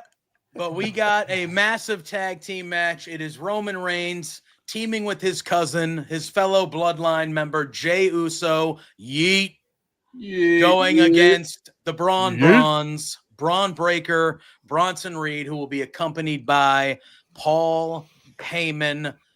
They made Braun Breaker look like $1 trillion at the end of that show of Raw on Monday. That was the best he has ever looked on the main roster. The backstage segment earlier in the show where he basically declared himself as the leader of the group now that Seth is gone. He had the attack segment, the double spear through the barricade to Jay and Roman. They made Braun Breaker look like he's the dude. And they made Bronson Reed steal some shoes. They did. Bronson Reed stole Roman's shoes, which I laughed at hysterically. That was tremendous. I think there's a greater story at hand when it comes to Braun, because we'll talk about something in the next match we talk about. I expect this match to open night one. And I expect that Roman Reigns will not be losing at SummerSlam. So I am picking Roman and Jay, even though I would like Braun and Braun to win, but Roman is not losing. And that is why I'm picking Roman, because he's not losing. He's the number one highest betting favorite of the weekend. He's winning. Roman is winning. That means you take the underdog and win. Does Jay come through the crowd? Yes. Did you see why he didn't come through the crowd Monday night? No, he did though. He didn't. He came around the hard camera behind all the production. And came right where the timekeeper was and the announcer. And afterwards, a lot of people questioned it. Like, I mean, he's got one of the best entrances in the game right now. And he came out and said, after that big of an entrance, he's been getting gassed. Yeah. Yeah. So now you go to MetLife Stadium, which is even bigger. Like if he's coming down the better be doing some cardio this week. I mean, he could be an eighth of a mile from the ring when the music hits. Yeah. It's true. It's true. So it was kind of interesting to see that. And I think I'm with JPJ. I think Reigns and Uso go over, but I think Reigns pins Reed. Fair enough. I like it. Breaker ain't taking the pin here. No, I think I'm crazy for telling a male athlete at peak physical condition of Jey Uso to hit a treadmill, considering the way I look. I think I need to walk back that statement and let him do whatever he wants. I'm torn here because I'm of the belief that this would, with Seth out, if he's coming back, if it's all this stuff, if he's going to hobble down there and cash in at the end of the next match, whatever. Right now, as they're telling us, he's not here. If they lose their first big match, this group, in the sense that this put them on the map as a formidable group, I'd hate to see them take an L here and us go, well, they can't even beat these guys, so So I'm taking the bronze, somehow pulling out the win here.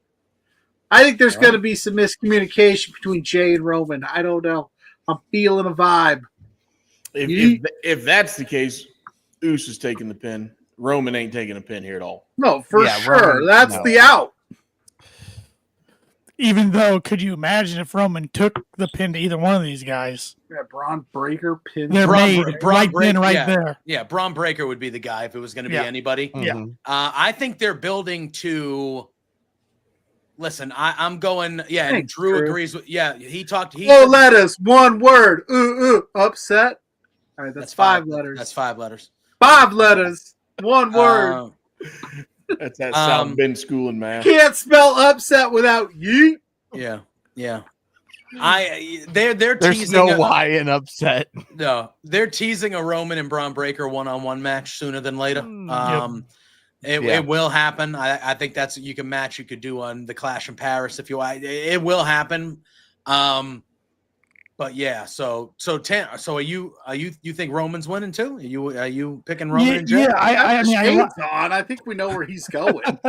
I like what Pluggo was saying. Like, you could make this team, like you could establish Braun and Braun as the heels of the company, just not on Raw by getting a victory. But I don't see Roman losing at SummerSlam. Yeah, I agree. But you guys aren't visionaries like I am. Paul? Well, Pluggo, don't worry, because for this one, I actually agree with you. Yeah, I liked you, Paul. You sexy son. There is. Yeah, there it is.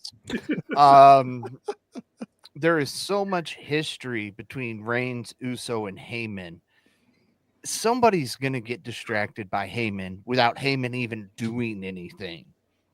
I mean, maybe Heyman comes out and has something that catches Roman's eye and does it on purpose. But Heyman can just stand there and he's going to distract at least Roman briefly for a minute at some point during this match. And in Roman's mind, every time Heyman moves, it's going to be, all right, is he going to hit us? What's he doing? Who else is coming to the ring? So Roman's going to be kind of that paranoid guy because he knows what Heyman can do.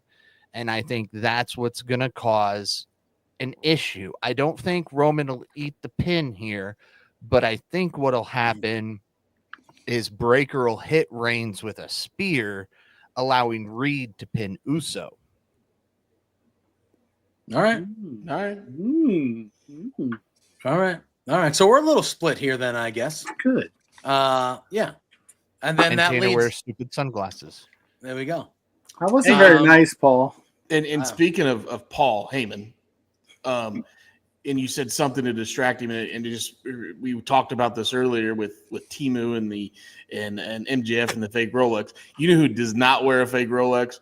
If you look at Paul Heyman's wrist, he wears a nice red face date adjust Rolex. So yes, he has had that for about a couple years, I've noticed. So when you look at his wrist, he's got a really nice red Rolex on. He probably can afford it. Yeah, probably could. Probably could. Could. Well, since he's got all that bankruptcy ECW stuff behind him now and collecting a really fat paycheck, he's doing just fine. Yeah. And then Heyman's a guy who could spike a Rolex and afford to get another one. 100%. And we have our night one, what I'm assuming will be our night one main event. It is for the World Heavyweight Championship. It is the champion Gunther defending against CM Punk, who won a gauntlet match to become the number one contender. I thought the last couple weeks, promo-wise, have been good. Gunther a couple weeks ago had a good one. Punk was pretty good on Monday. It was serious Punk cutting some good one-liners. I think this match is going to be excellent. I am of the belief now, when people get injured, I give the benefit of the doubt to the wrestlers and the injuries. That is what I normally do. So when all those reports first came out about it potentially being a work or kind of like a hybrid work where he's really going to take time off because he's banged up, but he's not as seriously, whatever, I was like, I believe the injury. That's just kind of what I do. However, WWE has been throwing it in our face every single day since Seth's injury that Seth is going to be out for a very long time. Becky Lynch with her social media feed and showing Seth hobbling around and in the brace and just, in every promo that Paul Heyman cuts, he's saying Seth Rollins is going to be out a very long. Last week, they had 2 separate vignettes for Seth Rollins on Raw. That is just too on the nose for me. They are shoving it down our throats that he's going to be gone for a long time because CM Punk is going to – I think CM Punk is winning this match no matter what. Whether there's a cash-in or not, I think CM Punk is the champion at the end of this match. But I believe that Seth Rollins will be doing the heist of the century, part duh, and he will cash in, and he is going to be leaving night one as the WWE World Heavyweight Champion. And then I think that creates Punk, then chasing Rollins. You re-up that rivalry. And then on top of that, Braun Breaker, who for the last couple weeks has thought he's the leader of the group, you create a dynamic with Seth showing up again as the champ and saying, hey, get in line, buddy. Stay in line here. Know where you are. Know your place. And that builds to Braun having a bubble, being cool and having the bubble until it bursts and Braun becoming the star breaking out of this group against. I think you lean into that. I think Seth is winning. Yeah, that's what I think. So the meme right after this match happens, if it happens identical to what you're saying, which I think you're pretty spot on, is the first meme that's going to hit the interweb is Kevin Nash coming out of the wheelchair with the fake cast. Yeah. Going, hey, look, Yeah, there's another 100%. Seth Rollins. I mean, how many times are we going to see that meme if this really happens? Yeah. Well, my thing is it'll be everywhere. Night 2 is significantly stronger than night 1 in my opinion. And I think it is that way because the moment of SummerSlam that everybody's going to be talking about is Seth's cash-in. So I think that is the moment of night 1 and the moment of the weekend. But night 2 is the stronger night because the moment of Seth cashing in is going to be the big thing for night 1. I was going to ask this before we got into the actual card, but now you brought it up and you're talking about night 1 and night 2. And both nights are super strong. Okay. Are they doing SummerSlam this strong because we had a dud main event in Mania? I mean, I think they're doing it this strong because it's 2 nights. They're trying to show that it's worth but it. Are they trying to redeem themselves a little bit? Sure. they have to. They have sure. to. That main event of Mania was They can't dreadful. They can't lay a dud with this. They can't. Yeah, they can't. I mean, On paper, it's almost a stronger card at Slam than Mania. Mhm. Oh, I would agree. I think it Yeah. fully is a stronger card. That night 2 Mania main event, and we're going to talk about it because we have the same night 2 main event this weekend. So we'll talk about it when we get there, but they cannot have that match needs to hit because that was a dreadful main event at WrestleMania. And you cannot have people saying even remotely the things that they were saying about that match when this weekend ended. You cannot. And I think that's why we got a street fight when we get there because it's going to be they're trying to make it as shenanigans so it's exciting and because they know they have to hit. They know they have to hit. And I'm going to say this just to drive Tanner nuts because I love pissing Tanner off. Night 2 Mania main event was definitely WWE's sparkler Jesus moment. Christ. 5 years later, and we're still talking about that. Yeah. People don't forget. So I'm not going to take credit for this take, but I heard an interesting take. I think it was Santi Zapp who was like, Seth Rollins is going to hobble down to that ring. Braun and Bronson are going to do all the work.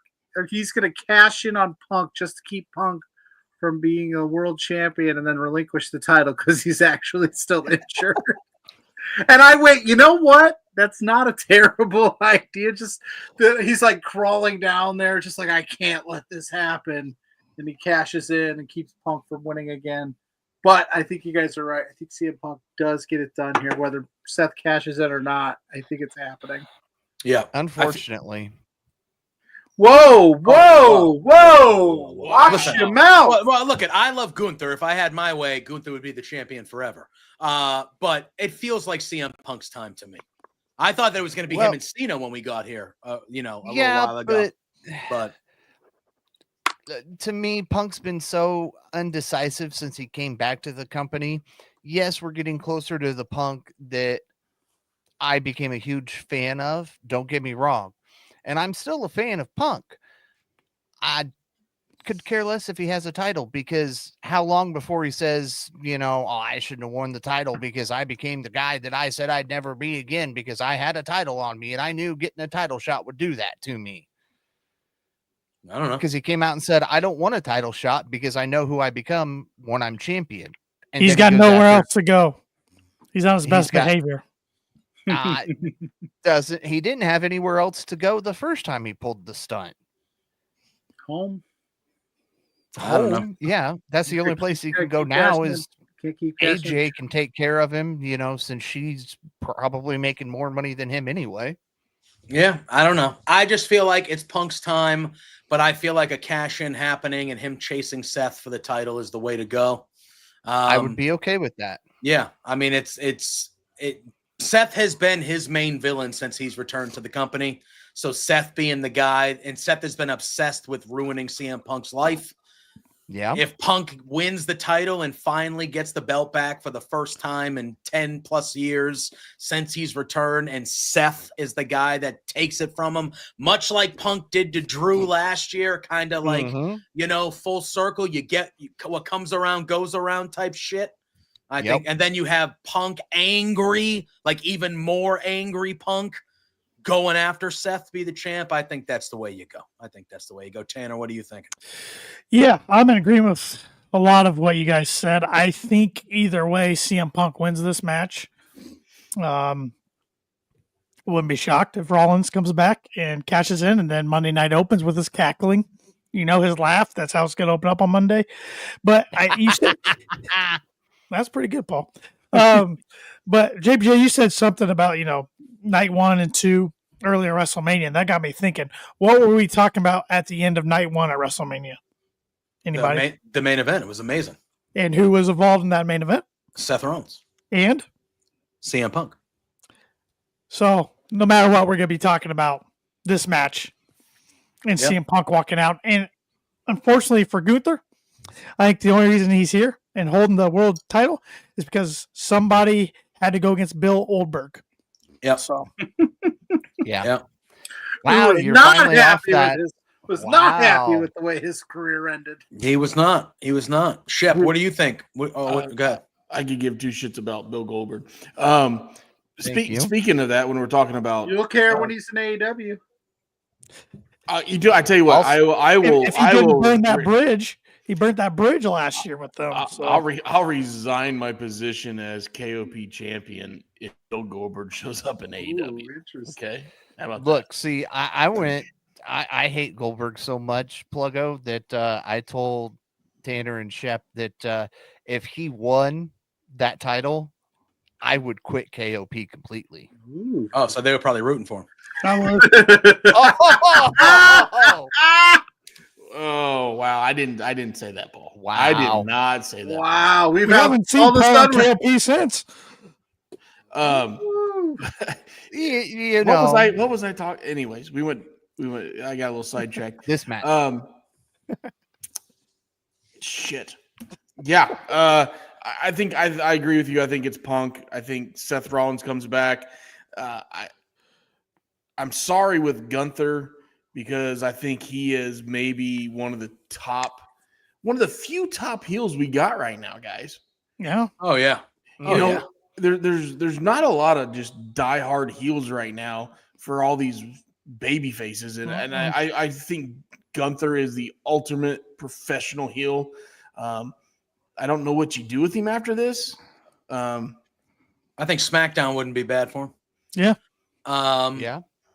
And hey, whatever happens on SmackDown, whether what Cody does or not, I mean, that could be, that could be a really good feud with Gunther, with Cody, depending on what happens there, or even Cena. I think Gunther is on a short list of guys that you could tell me is Cena's last match, and I am perfectly okay with it. Yep.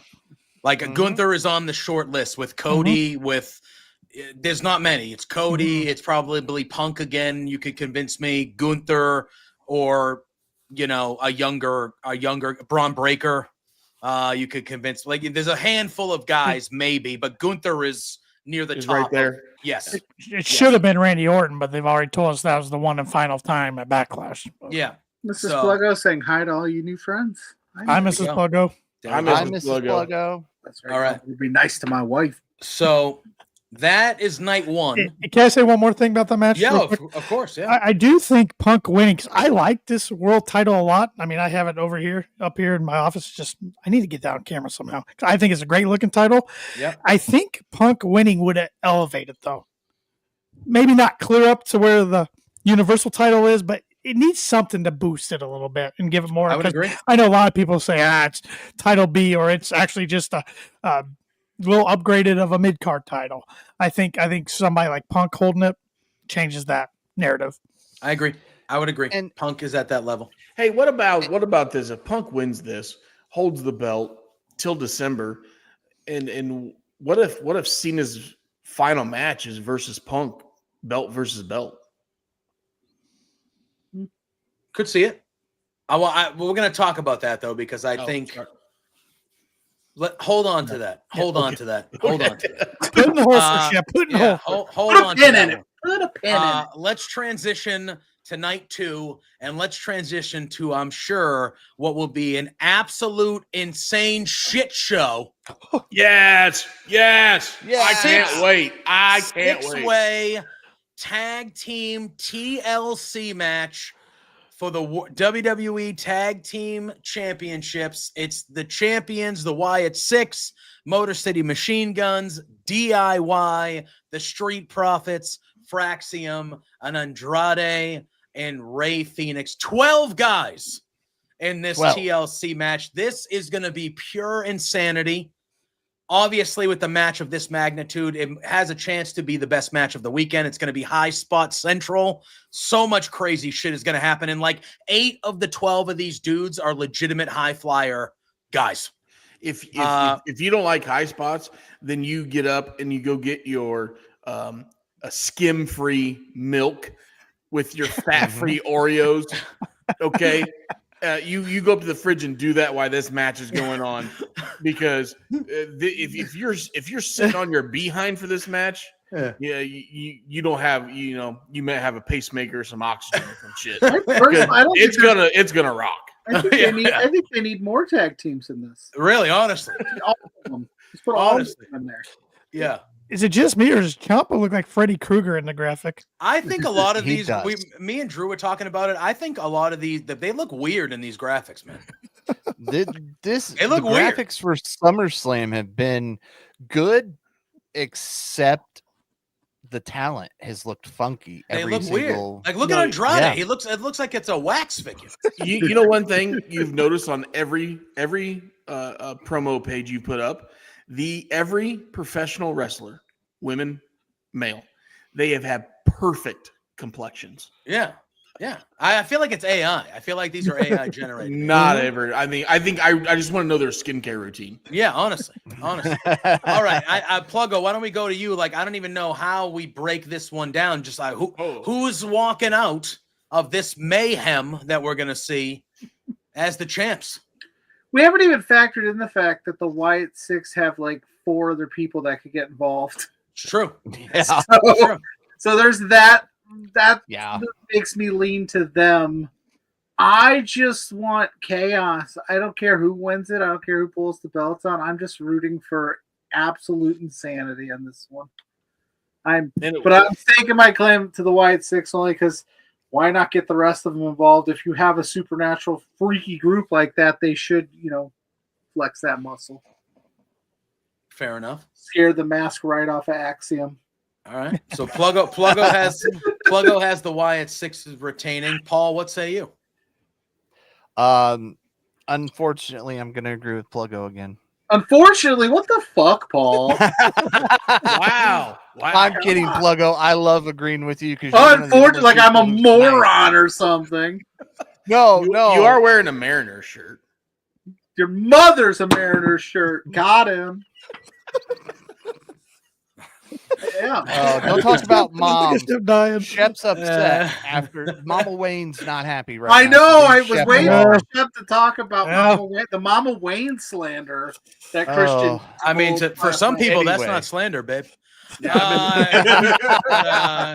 Since she's made me sleep on the couch of late. Sorry.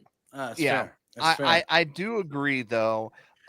If we've had all this talk about the Wyatt Six being this supernatural group, and really we don't see much from them. You know, I know it's harder to do things like they did in the 90s for Taker with lightning bolts striking things on fire and stuff because people criticize it more now than they did then. But you can still do stuff like, you know, somebody's up in the rafters and pulls the belts up as one of the other teams gets up there. I mean, that works for me. Shenanigans, chaos. You're going to get it all in this match. And I think if we're going to let the Wyatt Six shine the way they deserve to shine, this is the match to do it in. That's fair. That's fair. Shep, what say you? I'm gonna go with the Wyatt Six just because they haven't held the belts that long. I feel like 2 weeks, maybe There's 3. that. Is it? Yeah. That's at the most? Yeah. I tell you, take that out of there. Two teams that I love in this match. I love the Street Profits. I think those guys are highly talented, very entertaining. Love those guys. And Axiom from NXT, I think those guys had a hell of an NXT run. And to see them on the main roster, love them. If you look at the other teams, Motor City Machine Guns, we don't even need to talk about their history. They are who they are. And then DIY, love those guys just because of what they've done, how they worked themselves up. And then you have Andrade and Ray. The AEW boys. Yeah. You know, whatever. But I think the two teams that I would love to win this match, I don't think it'll happen, is the Profits and Axiom. But, yeah, I think they keep the belts on them. Hokey finish. I mean, you're going to have shit flying everywhere, tables, chairs, bears, who knows. But and yeah. the poor Raw tag division just does not stack up to this. What, at all. all 3 or 4 teams?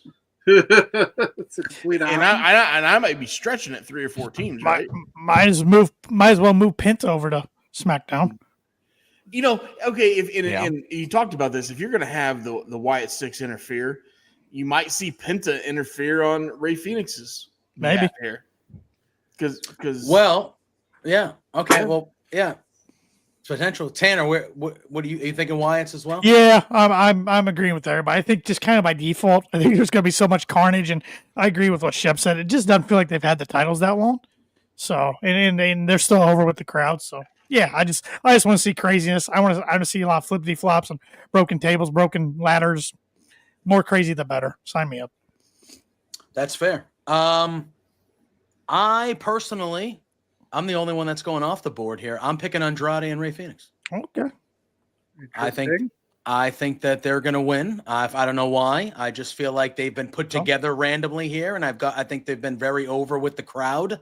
I think those are two guys that are they need something, I feel like. And I feel like them winning this match would be a good showcase for them to kind of run with the titles for a little bit. I just feel like they've been floating around. Eventually, I feel like, Penta's been kind of cooled off a smidge. So, like, I'm waiting for the Lucha Brothers to happen now because I feel like Penta is still a star, but he's definitely cooled off to the point where I could see them getting together here sooner than later. I don't know. The thing about the Wyatts is they did just get the belts, and they have that thing that they just announced at Universal Studios, which makes me think maybe they'll ride with them more. So you guys are probably right, but a part of me just thinks that I don't know. I look at Andrade and Ray, and I feel like they were pushed as singles guys at first, and it didn't really hit. But they still have high hopes for both of them, and I feel like them getting a quick little title run, I feel like just kind of puts them over more, and I just, for some reason, that's been sticking out in my head when it comes to this match. Hey, JPJ and Pluggo, I'm going to ask you guys this question because I think I know Tanner and Paul's. So Andrade was amazing in NXT, has his main roster run, leaves the company, shows up in AEW. We know what happens in AEW. Mm-hmm. He's been back in WWE for a while as a singles competitor. Is there something with him that he just can't get over the hump? Because in NXT, the guy had amazing matches with Johnny Gungardo or Gungardo. So I mean, he had those, but as soon as he left the company, he blended. He comes back and now he's blended again. Like, is there something with him? Is it something backstage? Is it ego? We know he can perform in the ring. There's got to be something there that they're just throwing him in a tag team, right? Well, yeah. Oh, you didn't ask me. That's right. My opinion doesn't matter. Go ahead, plug JPJ.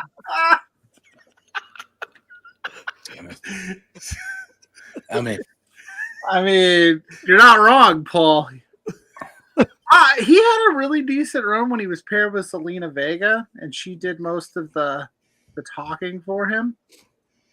So is it the language barrier? Maybe? No, I don't even know if it's that. I just don't know. Yeah, you got me perplexed. I don't know if it's him or not, or what the situation is. He had a really good run with Hayes on that set when they wrestled 7 times. Carmelo, maybe he's just an asshole backstage. And I know I wasn't asked, but I'm butting it anyways. I'll let you go, Tanner. Thank you. I think it's just the roster is so full of talent. Yeah. They're just finding a spot for him. I don't think it's anything he's doing or not doing. It's kind of a bloated roster. I mean, same happens in AEW to some guys. It's just not everybody can be on the card. All right. Like, remember when he was in that ladder? He was in that ladder match, and we were like, "Oh, it's all these people in Andrade." Right. He made it. Yeah, it's just a lot of going against him. Yeah. Well, speak on it, Paul. Okay, Paul. I want to know your opinion too. Sorry. 2 words. Charlotte Flair. Not anymore. They're not together anymore. That's why I know, and I think that's exactly the problem. He got with Flair, he was getting overlooked, so he jumped to AEW, thought he'd do great things there. Rick followed him over Charlotte. He had to do Rick's last match with him. That was today, by the way, a couple years ago. Yeah. And it was a terrible match. It was a terrible showing for Andrade because of that. And then he comes back because he says, "Oh, it was my time in AEW that's brought me down, not the fact that I did this match with Rick that was god awful." And then he comes back and they break up. And now they're like, well, no, they got divorced. That's different than a breakup. Whatever. So pretty much you're saying Andrade got Britt Bakered. I think it's worse than that because of he thinks he should be getting things he's not because he was married to the Flairs. So his ego's inflated a little bit from that, and he can't get over the fact that he makes mistakes. He has accidents. His matches aren't always spectacular 7-star Kenny Omega style matches. It's not in the Tokyo Dome. Maybe. I don't know. Man, Paul's not an Andrade fan. All right. It's not that I'm an Andrade fan. Not an Andrade He wasn't fan. even asked. What I heard is that Paul hates women. But that's no. That's what I heard. Wow, JPJ. That's what I heard. Yeah, I'm gonna completely blame a woman about why a guy can't get over. I'm gonna blame a woman.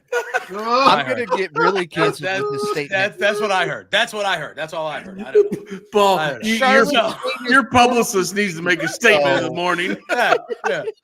We're gonna need an email sent out in the morning. No, that was not what was meant. I'm getting the KOP press release going right now. I'm kidding.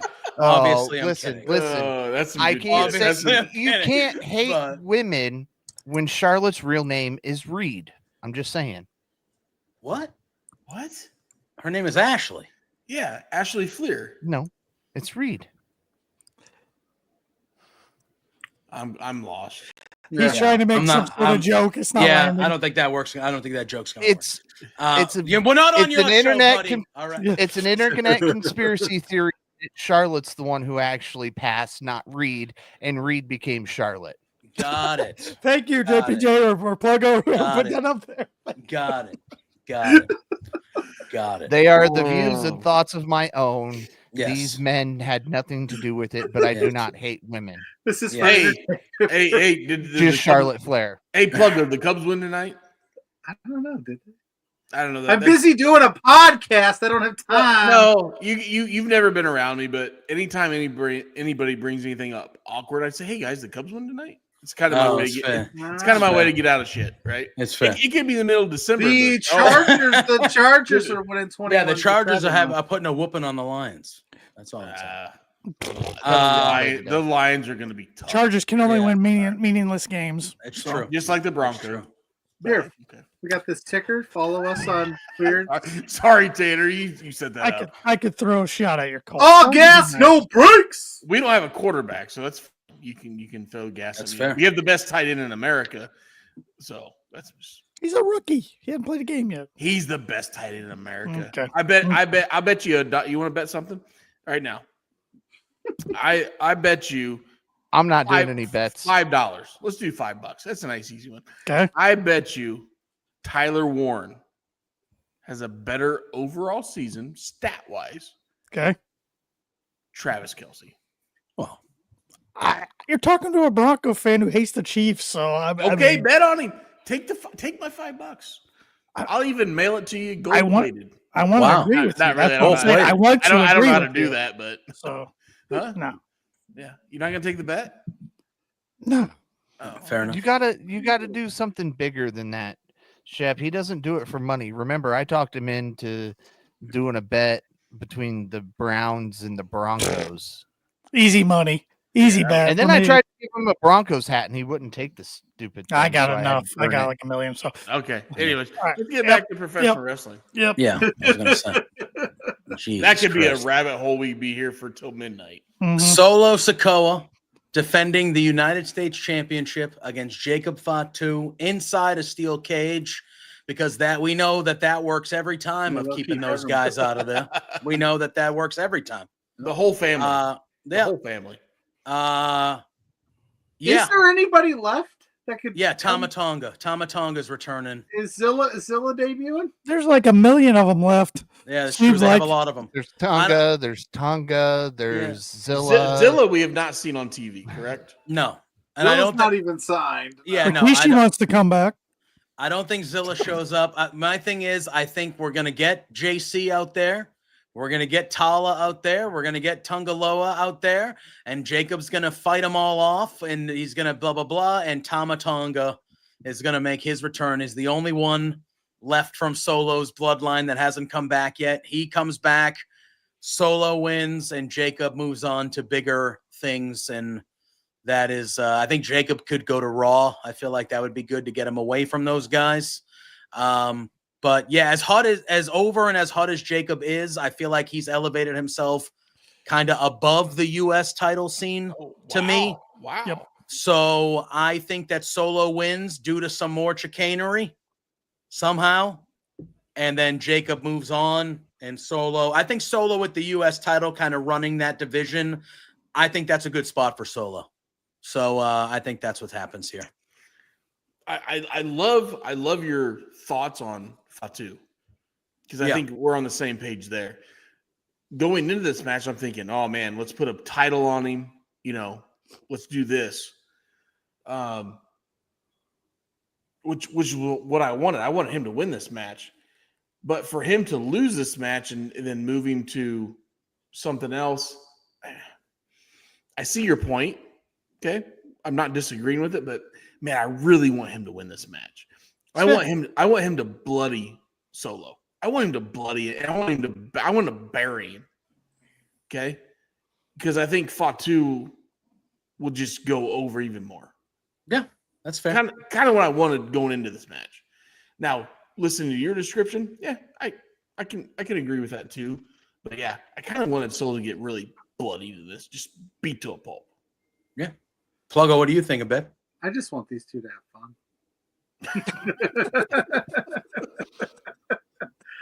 Stop fighting. Have fun. Yeah, just have fun. You guys are family. Get along. Jeez. I always pick Jacob Fatu. I think it's because he's awesome and all gas, no brakes. But I do agree with JPJ. I do think that Solo is on to bigger and better things, and I think it would be kind of a disservice to him if he won this thing and then they just kept doing this. I think he does need to split off of this to see what he can do outside of this family dynamic. So I'm going to go with Solo. I don't love it, but I will guarantee you that Zilla Fatu probably is in New Jersey right now, hanging out, having a good time.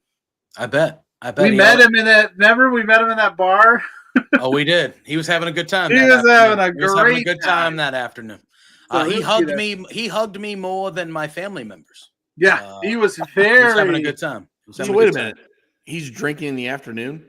Oh, it was. Oh, yeah. It was in the. Yeah, it was the afternoon before night 1 of SummerSlam. Well, there was only one night then. Oh wait, no, we saw. No, was it the Rumble? No, it was SummerSlam. We saw him. Yeah, it was SummerSlam in Cleveland. Oh yeah, that's right. It was. It was on the Saturday. Yeah, so it was the afternoon of SummerSlam. Before SummerSlam, yeah. Yeah. I gotta meet this guy. We met. We met a bunch of people at the hotel bar because WrestleCon was happening at that hotel. So we were down in the lobby / bar area, and there were some of our friends and Zilla Fatu and a couple other wrestlers were down there, and it was a good time. It was a good time in general, but Zilla was having a good time. My favorite pastime is day drinking. I love the day drink. If the sun is up, a cocktail tastes 10 times better. I agree. I agree. Oh, I love the day drink. I agree. Paul, I'm going to WrestleCon next year. Let's go. Hell yeah. I'm in. Hell yeah. Paul, who do you think is leaving as the U.S. champ? Look, before I answer this, there's a reason I'm going to ask this. Tanner, who are you picking? I am picking Solo Sikoa. Then I'll go Fatu. You're a dick. All right, fair enough. Last time I agreed with Tanner on either Solo or Fatu, I got shit on for 2 months by the man who's currently above me. You lost the title of your podcast to another show. Of course you're going to get down. They shouldn't have. It's on them, but that's why they did it. Hold on. Pluggo. The comment was, I'm really good at WWE picks. Okay. And you know what? And in all fairness, I was not going to pick the pick that was given for the United States Championship, but Tanner said really big things that sounded really, really good, and he was talking out of his ass, and it cost me a title. You need to stop. And the guy above me. Hold on. Let's go back to we needed to end John Moxley's reign 3 months ago. I lost the belt to you. You win it. Whatever. You lose it to these guys. I come back, win it back like I should because of John Moxley, because that reign was awful. Well, if you wouldn't have picked Moxley, we would have never been in that position anyway. It should have ended 4 months ago or whenever it was, before JPJ put it next to the stinky tuna in the fridge. So, just saying. Forgot about that. Oh, yeah. What a great picture. I saved that picture on my phone, by the way. What, of the belt in the fridge? Yes, that's awesome. Yeah. So, any more thoughts on this steel cage match before we all gassed it and no breaks to the next match? Boom. I mean, we went down some rabbit holes. We should probably move to the next one. I'm picking Solo because I think Jacob's got bigger things. And earlier when we were talking about what could Gunther do next, if he goes to SmackDown or Fatu goes to Raw, how about Fatu and Gunther as a little feud? Yeah, I'd be okay with that. That'd be more than okay with that. Yeah. That'd be a lot of fun. A little hard hitting. What do you think? Yeah. Mm-hmm. Yeah, I would love it. Boom. Oh, I love this one. That stash. Intercontinental Championship. Dirty Dominic Mysterio defending against AJ Styles. Put some respect on his name. The future face of AAA Lucha Libre. That is true. Mysterio. What a pop. True. What a pop. My gosh. Place exploded. Oh yeah, that was a ridiculous pop. Mm-hmm. I'm good. I've liked this feud. I think AJ has been hysterical through this with the jobs and all that gimmick and stuff like that. I think Dom, I think Dom is like Pluggo said, he is a future AAA heavyweight champion. in my mind now with that pop that he got. I'm gonna lead it off with you, Pluggo. Do we think AJ Styles is gonna leave SummerSlam as the IC champion? Well, remember we talked earlier. One of you guys had mentioned that the Judgment Day was going to lose all their gold Yes. here. Yeah. You'd have to do it. You'd have to do that, right? Mm-hmm. This is tough because AJ has said he's on the back nine, right? He's going to be done here in a few years. So does they give him one last Intercontinental title run, to kind of as a thank you? Dom's had it for quite a while. When's the last time he really truly defended it in a feud like this? I know he defended it at the Worlds Collide stuff, and then he defended it at Money at the Bank, but he hasn't really done a feud for this thing. So it'd be kind of crazy for him to lose. But I'm going to take AJ Styles just because I don't know. There's something in Dom losing this thing. If you want him to be they kind of pushing babyface. I'm just going to go with AJ. I'm not going to overthink it. Fair enough. Because I'm going to listen to you guys convince me otherwise. Here, that's what's going to happen. Yeah. Tanner, what about you? What do you think is going to happen? Sorry, I was looking at. I got Collision on over here, and I think Dustin Rhodes might just screwed up his leg, but great. he's still going, but I don't know. Anyways, I am taking. I'm going to take Dominic Mysterio in this one. This is another one. If I had confidence points on, it'd be really low. So I think it could go either way. I think it's going to be a good match. Crowd's going to be into it, but give me Dirty Dom retaining. All right. I like JD and Finn don't have anything going on either. So that could be a factor. Yeah. 100%. Paul, what do you think?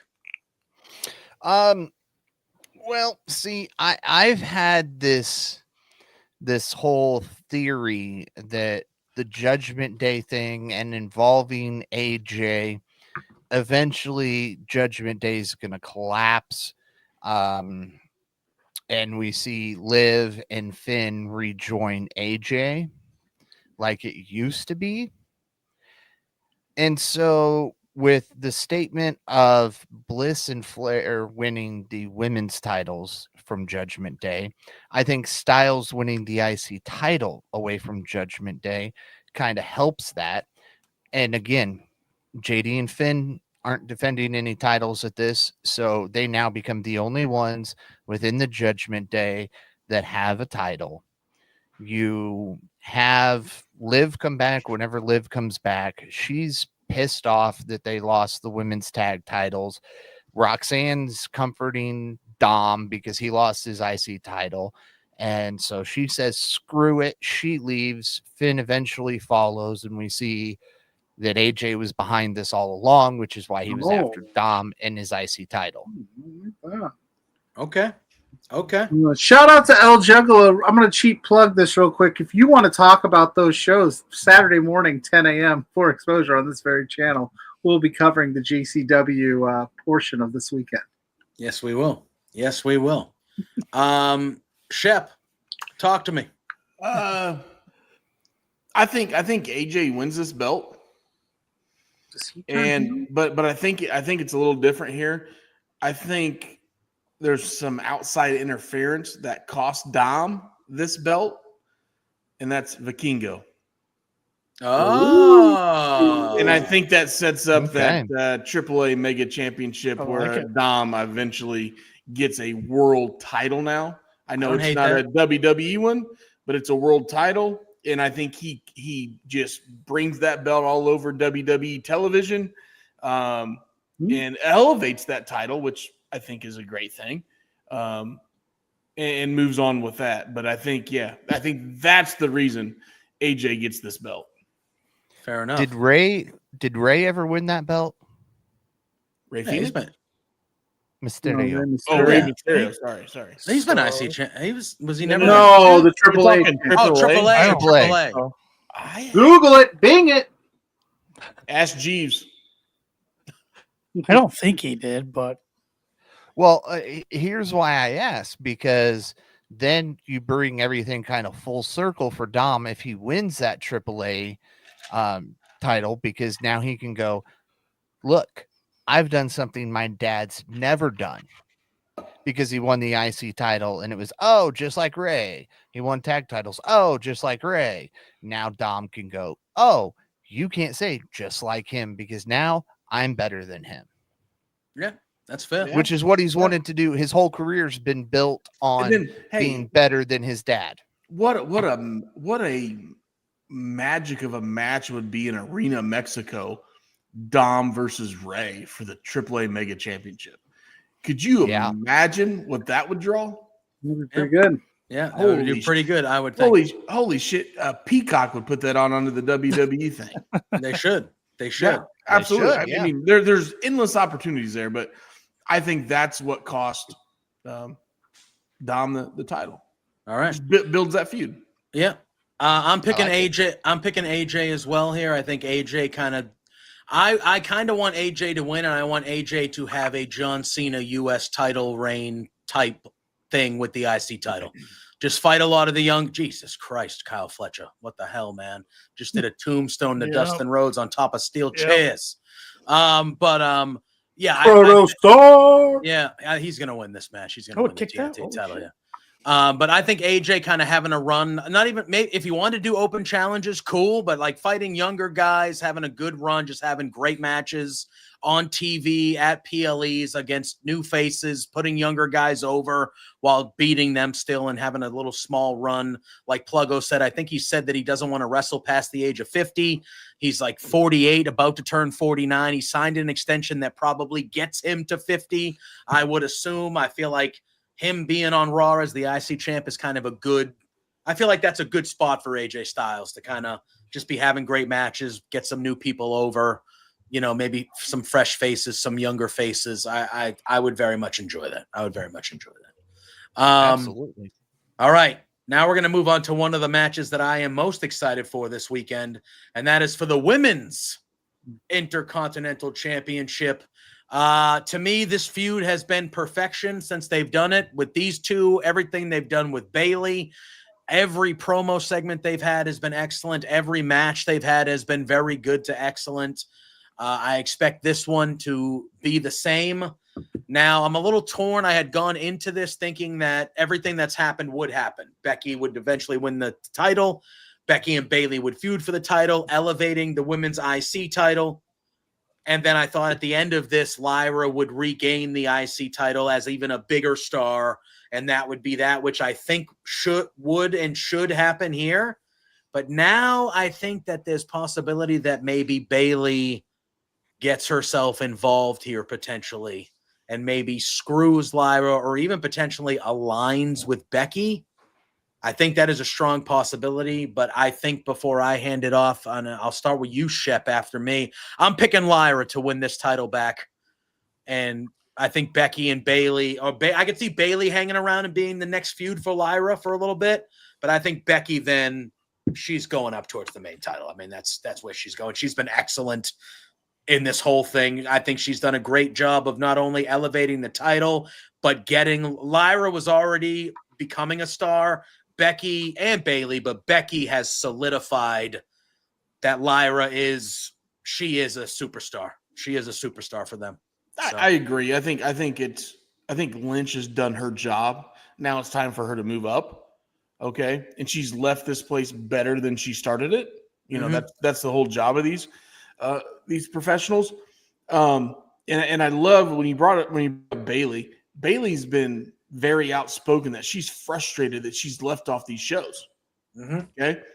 So, you know, she's frustrated. So now she's going to make her own destiny. Right. So her showing up here is 100% in my mind expected. And you know, so I agree with you. I think Lyra is the way to go here. And then Lynch moves on and goes up into the up in the world title picture, however it falls. Yeah. Tanner, what are you thinking? Yep, I agree with both of you guys. I think this is a big win for Lyra here. I'd just be surprised if they let Becky go over her again, or not Becky. Becky's a bigger star, but if Becky goes over her again, I think Bayley does get involved. Becky goes on to bigger and better things as far as the world title is concerned. And I think I think this would go a long way in Lyra holding an IC belt again, holding it longer than she first did. And then when she eventually drops it down the road, then she can propel herself into the world title picture. So, Yeah. Yep, I'm going with Lyra in this one. All right. Paul, what about you? I'm going Lyra with this one as well, because I think Lynch has done her job with this, which is come in, elevate this title. We've always known that we were going to get some of that younger talent holding this title. I thought that's exactly what this was for, to help elevate that younger talent like mid-card titles used to do. And so while we've had Becky holding this title, we all know it's because it's trying to build that title. Well, I think Becky's done that. More people are talking about the women's IC title now than they have since they announced they were going to do it. So I think having Lyra win it back, move on, fantastic, whether that be feud with Bayley or feud with somebody completely different, maybe Roxanne or Raquel or any of the other stars that are on there that really don't have something to do without a title picture, is perfect. And Becky doesn't need that. Becky can move up. Yeah, I agree. Pluggo, round this one out for us. Where are you at here with the Plain IC and title? simple, Shep, you mentioned it. Bayley's upset that she's missed out on these shows and she's not on these cards and she doesn't know what her next move is. This is her next move right here. Oh, I wish. No, Bayley's going to jump ship at SummerSlam. She's going to announce that No, I'm just kidding. Actually, I just hope don't Lyra want Bayley to. You watch your mouth, Paul. Bayley is a saint. She can do anything and everything. She can do whatever she wants. I love Bayley, but I think she'd get lost in AEW. I don't think so. No. Star, top of the card type shit. Yeah, but she walks in as the second most important person in the But all division. seriousness, Lyra Valkyria needs to have her Becky Stompers on for this one because she is going to have the deck set against this. This is no hold. This is like a street fight, right? This is like there's no DQ, no DQs, no countdowns. Anything's on the table. Anything could happen. And also Lyra cannot challenge for the IC title again while Becky holds it if Becky wins, and I don't think they're going to do that. But then again, I do think Bayley, that promo was very telling. I think she's going to get involved somehow, some way in the finish. I think Becky's leaving with the belt because I think Bayley's sick of these young and up and comers, thinking they can just walk in. Because Lyra's been a real dick, yeah, so to speak, to Bayley. I have a better phrase at the top of my head, and it's worked for her. I like the confidence of Lyra, but she's been very I don't care if you've been here for 20 years, it's my time now, and I think that's going to rub these veterans the wrong way. Becky Lynch retains. All right. Becky Lynch retains. Wow. All right, I like it. I like it. Kyle Fletcher just won the TNT championship. That was a hell of a match. Yeah, they went. Wow. That was a hell of a match. Each other right there. Wow. But Kyle Fletcher has officially won the TNT championship. Thank God. They should have just did that at all. I agree. I know. felt like I was in the minority and everyone was like, I'm like, no, you should have just, I understand that everyone was bummed out because of Cole. We all knew Fletcher was beating him. Just stick to the plan. I don't need some old man winning this belt for no reason. I don't know. I kind of liked it. You would. Yeah, it was fine. Bro, I thought it was a good moment for an AEW Day Oneer, but I kind of liked it. We got a couple passionate promos from the guy. Give the guy a little hope at 56 years old, I think. Come on. Yeah. he's still getting shit beat out of him. Yeah, he's getting written off TV for a while right here because they are destroying his man. Yeah, they are. But all right. It is the WWE Women's World Championship match. It is Naomi's first title defense, and it should be a good one. Triple threat match, Rhea Ripley and Io Sky, which we've seen intertwined all year over in Raw. The match they were having at Evolution was an all-time classic they were having, and Naomi cashed in and took advantage and became the champ. I expect this match to be very, very good. But to me, this is one of the more no-brainers to me. Naomi is retaining. I do not think she loses on her first title defense. I think Naomi's going to hold this belt for a while. I don't know how it will happen, but Naomi is going to retain, in my opinion. Pluggo, I'll go to you, and then we'll kind of go to our kicking out boys. What are you thinking? You thinking the same? Yeah, but for my money, man, like you couldn't put 3 better women in a match right now that are just all hitting on all the cylinders. Like Naomi's new character is working for me. Everything she does, I think, is hilarious and gold and perfect. And Rhea Ripley's badass, and Io's guy's fantastic. But I think it's too early in the Naomi run to have her lose right now. And I think Rhea and Io are going to kind of cancel each other out here. And Naomi's going to swoop in at the end and take, like Rhea's going to hit her finisher and throw, Rhea out the ring and pin Io, something like that. That's where I'm at. All right, fair. Paul, we'll go to you next. Paul, what are you thinking when it comes to the Women's World Championship? Well, I don't think that Naomi's losing this. I got distracted by trying to figure out if Rhea's choker actually says brutality or if this is in fact AI. So I wasn't listening to Pluggo there. Sorry, Pluggo, but I do think that Naomi is going to retain. Very, very rarely do you see a champion lose on their first defense. And to do that with Naomi is then just going to make everybody go, okay, so Naomi winning the thing was stupid. It made no sense. Why put it on her if you're just going to put it right back on Io or Ripley? Yeah, it's fair. It's fair. Shep? I mean, I don't usually agree with Paul, but I think this cements Naomi's reign. You're going to have 2 of the most badass women wrestlers going on the planet right now in a triple threat match. And Naomi winning, it elevates her, right? So, yeah, they're not taking the belt off first defense. And being this her first defense against them 2 competitors, awesome. So, yeah, just elevates her character and her status. So, I love it. Yeah. Tanner, you agreeing with the bunch? Yep, I'm going Naomi, and earlier I picked Jade. I'm thinking if both ladies can hold the titles to Survivor Series, maybe we get a inter-promotion match, non-title match between the 2. I'm just more curious, who does she pin this match? Kind of like that Saudi thing where it's the best champion because it's champion versus champion for the crown jewel. Yeah. Whatever oversized belt.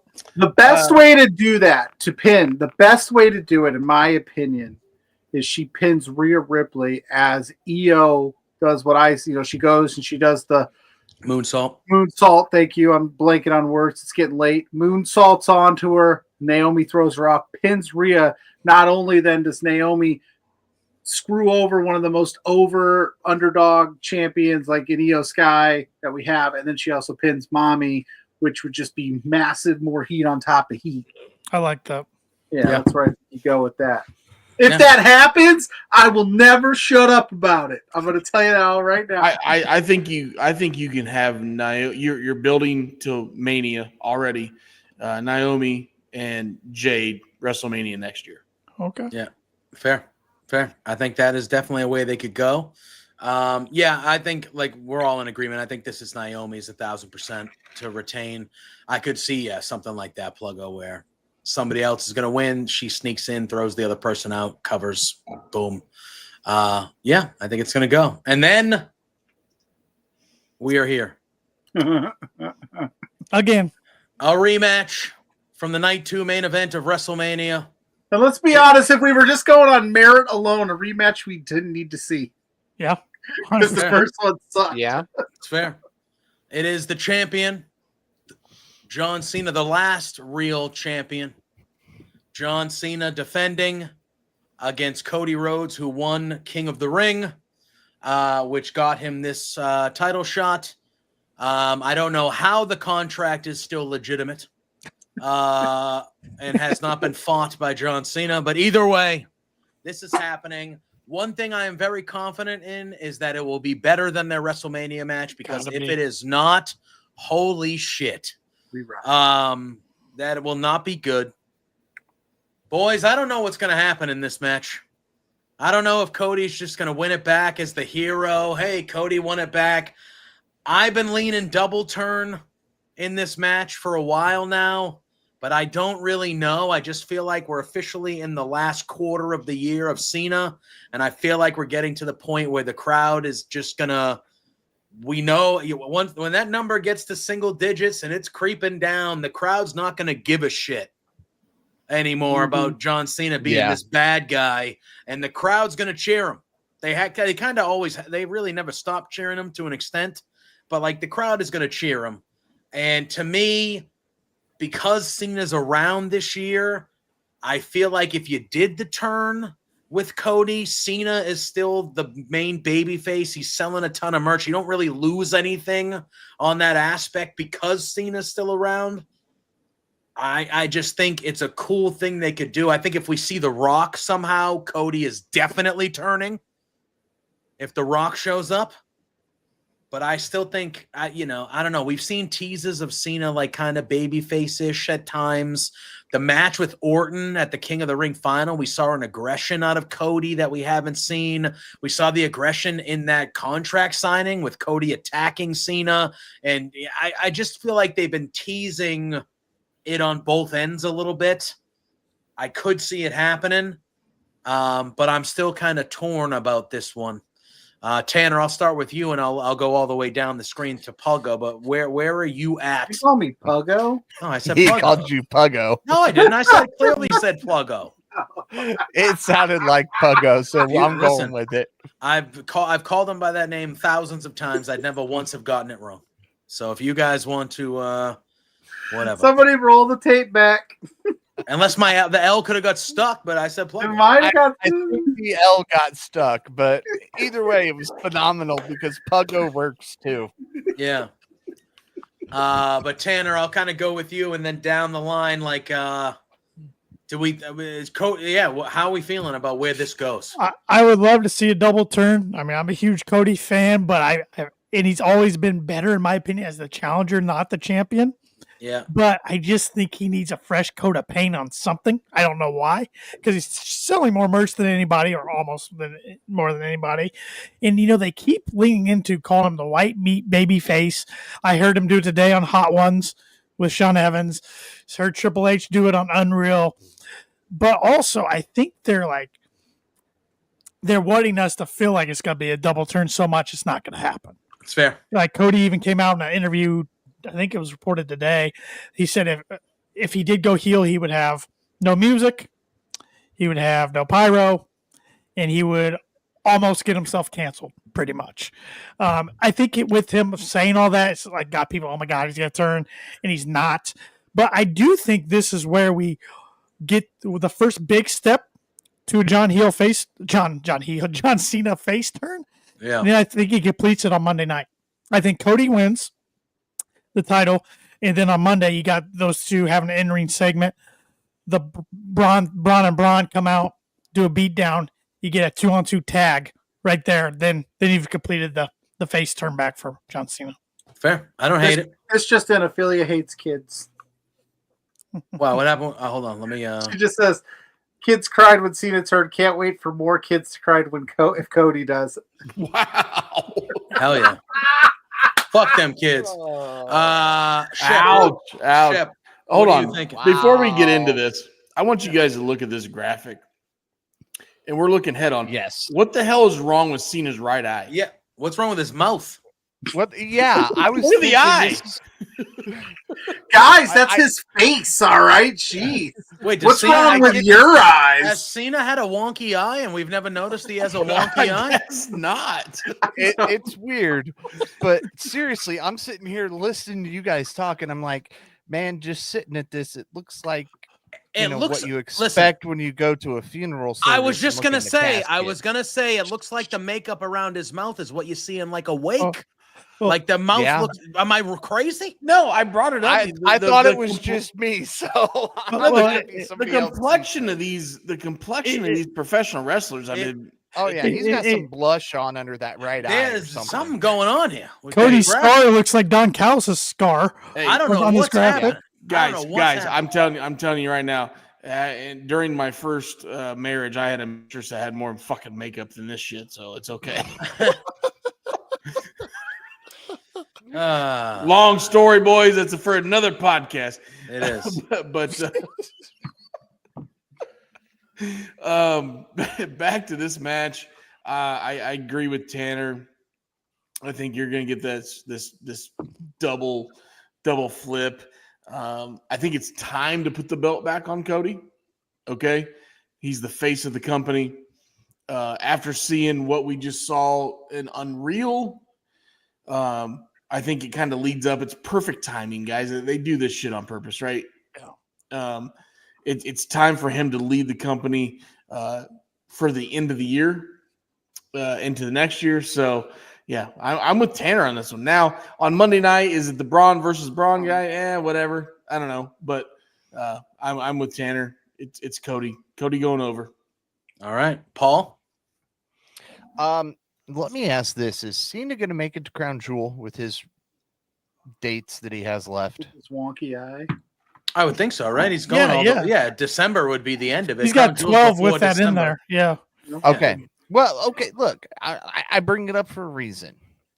We already saw Cody last year in the Crown Jewel champion versus champion for the Crown Jewel championship. Yep. If we're going to keep this thing fresh and keep it going, you need two different champions in there this year. And here's where you could get a Punk Cena again, or a Punk or a Cena Rollins again, even. Well, you could get Cody and Seth again, though. Yeah. And to me, that's a big match. I want to run that back. If you run that back, that's a bigger match than any of the ones you mentioned. To me, yeah, but a healthy. Yeah. Healthy. I just think that's a way. I don't know. Sorry, Paul. I don't know. You up there. Sorry. No, you didn't, because my thought hasn't changed at all. I have said since he won this thing. Yeah, you have. Cena going home, the champion, is the perfect chance to revamp that title. I know we just got this title. Yada, yada, yada. We don't know. Is it the Universal? Is it the Undisputed? Is it the Undisputed Universal? Or is it the WWE Championship like it should be? It goes by so many different names because it looks just like the Universal title, even though it is no longer the Universal title. Revamp, get a new belt, solidify it as the WWE Championship. It looks like you had to do this because Cena went home with the belt. You remember what I told you when you brought that up on KOP? It was just you and me. Shep wasn't on that night. If Cena goes home with the belt, I will not challenge for the KOP predictions title at all in 2026. I remember. Yep. Wow. That's how confident I am that he's not leaving the company or retiring. Look at he might, which is fine because you wouldn't win it in 2026 anyway. Big He might. You're right. I'm winning it next month. He might leave SummerSlam still the champ potentially. He's not. He's losing. If he's the champion going into his last match at Saturday night's main event in Boston, he's losing. He's going out on his back. Yeah. That's how he's going out. He's putting somebody over, whether it's Gunther, whether it's Cody again, whether it's a Braun. He's putting somebody over. He is not. No, I can't see that happening. He's that guy. He's that guy that you're right. He's leaving the territory. He's doing the job. Yeah. But Paul, if you're right, I'm out for 2026 for challenger for the title. So yeah. I just think we're trying to get away from all this Vince era stuff. You have a title that still, to me, nobody, and it's not even the Vince thing, it's nobody's going to know what to call this thing, regardless of what it's billed as, what it's plastered as, what commentary calls it, because it looks identical to a previous belt. They just put gold in the background instead of it being black. Yeah, fair. I mean, it's the WWE Undisputed. I don't have an issue with calling it. I call it what they call it. It's the WWE Undisputed Championship. That's what it's been for months now. I don't have any confusion with it at any. At one point, it was when Roman had 4 fucking Yeah. titles for Then no it was, reason. yeah. That's been over for a Right. year now. So I don't know. But I don't see even that confusion. Even as champion, they called Cody the WWE Universal Undisputed Champion for a while. Then they dropped the Universal because they killed that lineage because they didn't want Cody to have an extra title. Yeah, and now he doesn't, and he's the undisputed champion, and it's everyone, it's Right. just- it But feels that belt's still the WWE Universal Undisputed Champion because that's the belt that was created for that title. Paul is passionate about his title lineage. I think Always have been. gold jacket, green jacket. Who gives a shit? Pluggo, what do you think? Can Cody Rhodes really become a heel, beating John Cena, who's a heel, become champion? Yes. Wouldn't that be a babyface move? There's got to be something that happens here if you're going to turn Cody Rhodes heel at SummerSlam. So, with that being said, Oh wow. Okay. So that means the Rock gets involved, beats the living shit. yeah, something's got to happen where somebody helps Cody beat Cena, and then he just beats him down. Because if he straight up beats Cena, that doesn't make Cody. Who's another rapper we could have come in? Well, what about something like it's a street fight? I don't think I mentioned at the top. What's Little Dicky doing? Who? You don't know Little Dicky? Little Dicky, dude. Nah, I'm not. I this is not one I'm super confident on. I will say Cena retains.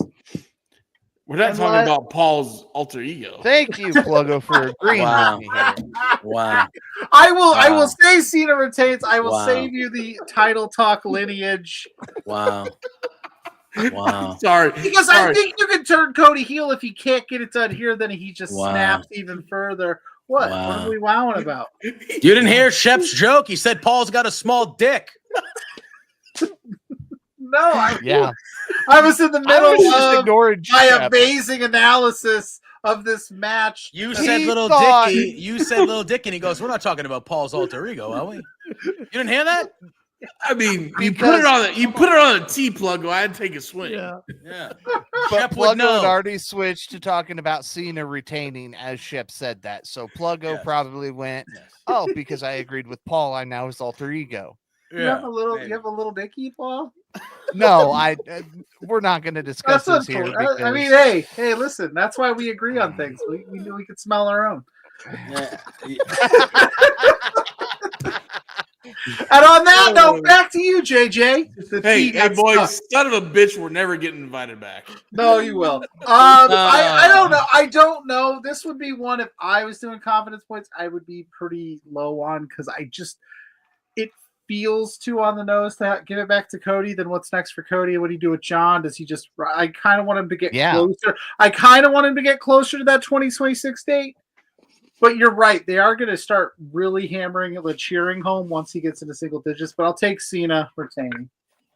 Maybe Cody beats him down afterwards with The Rock when we get corporate. Yeah, Cody. and that's kind of my thing. With it being a street fight, could we see Cena go for the world title and he's going to go hit Cody like he's been doing, but he has second thoughts? Yeah. And then Cody ends up hitting him with the title to win the belt. And it's something like, it's not a full-on double turn, but it kind of is like, oh, Cena showed a little bit of remorse. Like he didn't do it. And then Cody went the extra step and did what he had to do. Like something like that, where it's like a tease of it maybe. And then Lil Dicky comes out.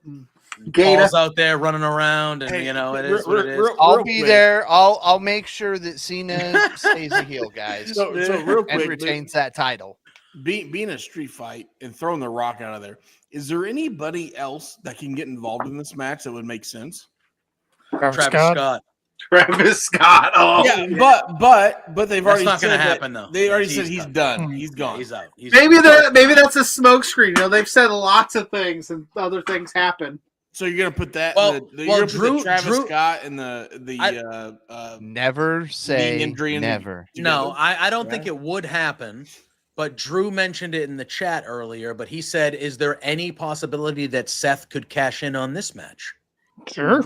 Oh, he has history with both these guys. Clearly, that might even be a bigger splash to cash in night one. Yeah, I know Drew had mentioned it in the chat earlier, and I remembered it because I wanted to bring it up when we were talking about this match. But he did ask, is there any possibility that maybe it's not so black and white with the Punk Seth thing and Seth cashes in a SummerSlam weekend, but it's during this? I love it. I love it because all the talk has been his injuries a work, and he's going to show up night one during that. And then he doesn't, and everyone's like, "Oh shit, he's really hurt! Oh shit, he's really hurt!" And then all of a sudden, and then the next night, boom, he's here. I love it. Yeah. I love it.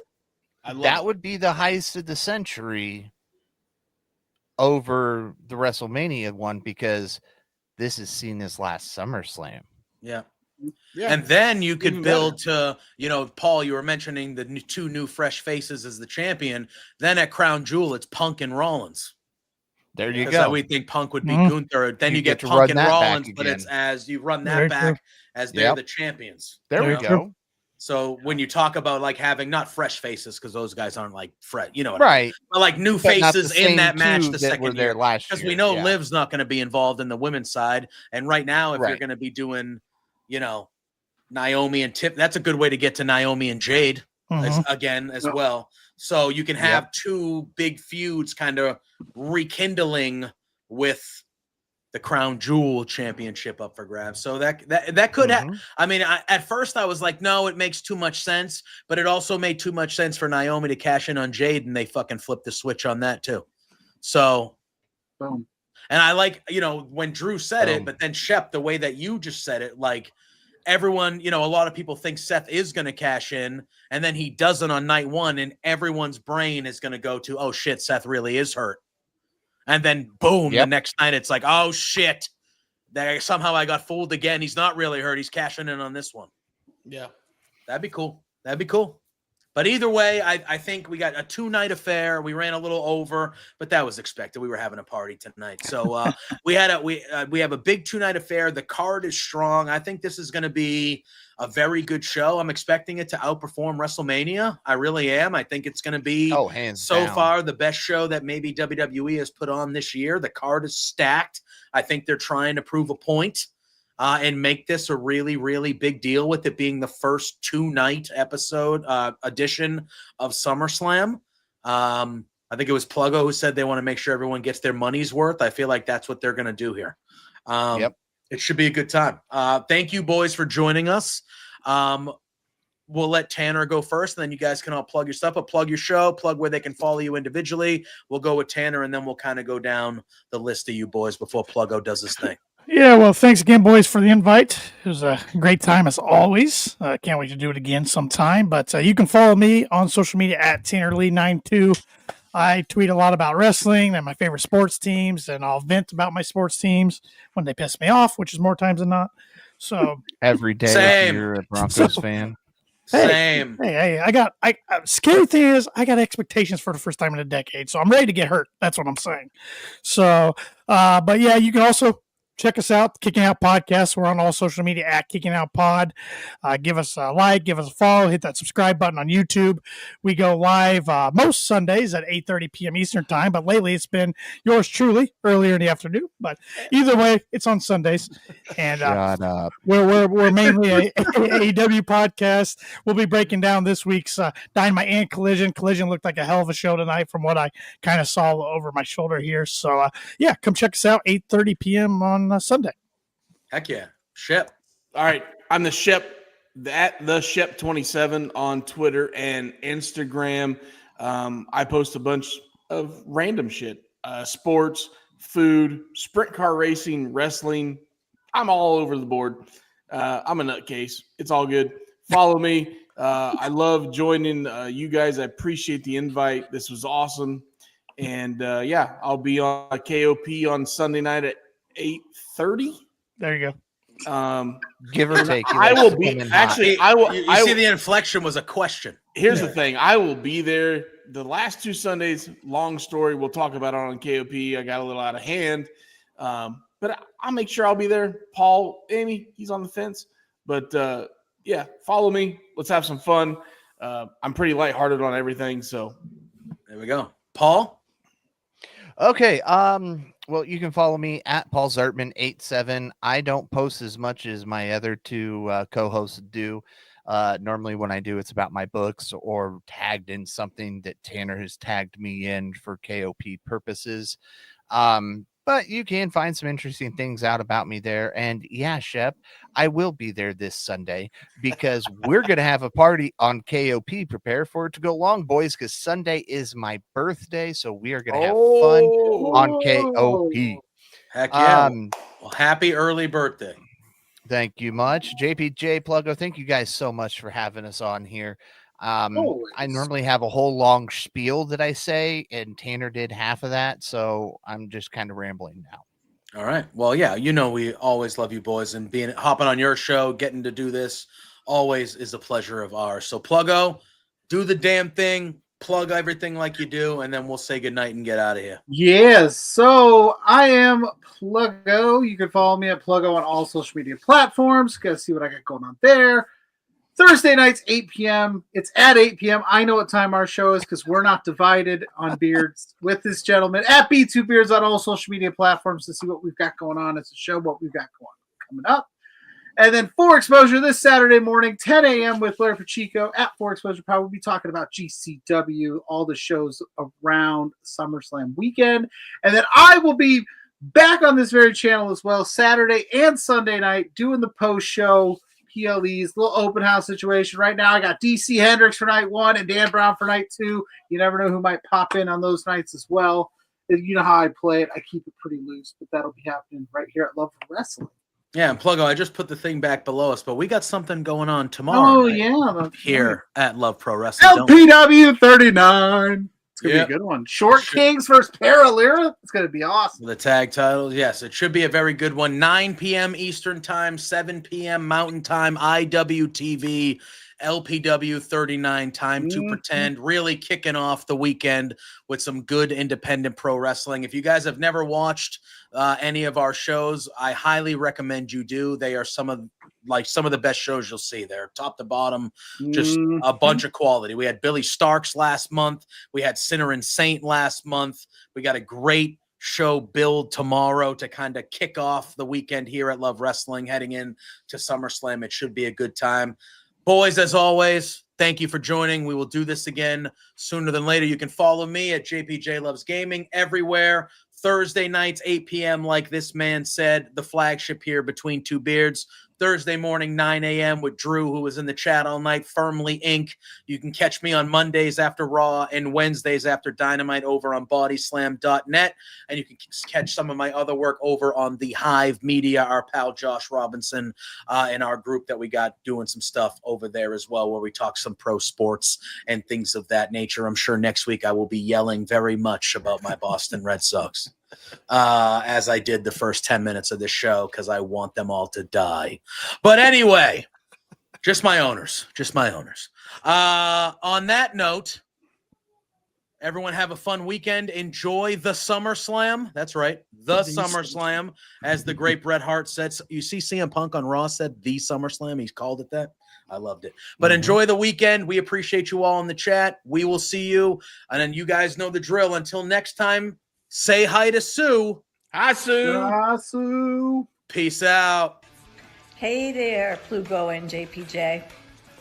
It's Trent's mom, Sue, and I have a bone to pick with you.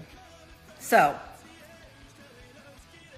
I understand that you guys are being real idiots and spending your entire monthly budget. You've got to be kidding me. This is not the way to be when you're trying to run a business. Your boss, Spencer, is really pissed off at you. I'm pissed off at you. You have some nerve. Get a grip. You have to control yourself. You can't just go out and spend all the money that you're making, you two beards guys. Oh no, this is coming out so stupid. Anyway, behave yourselves, or I'm going to cut you off from watching AEW. You're no longer going to get to know, be able to meet my son. What? Or me. I'm sorry, this is like, I don't know.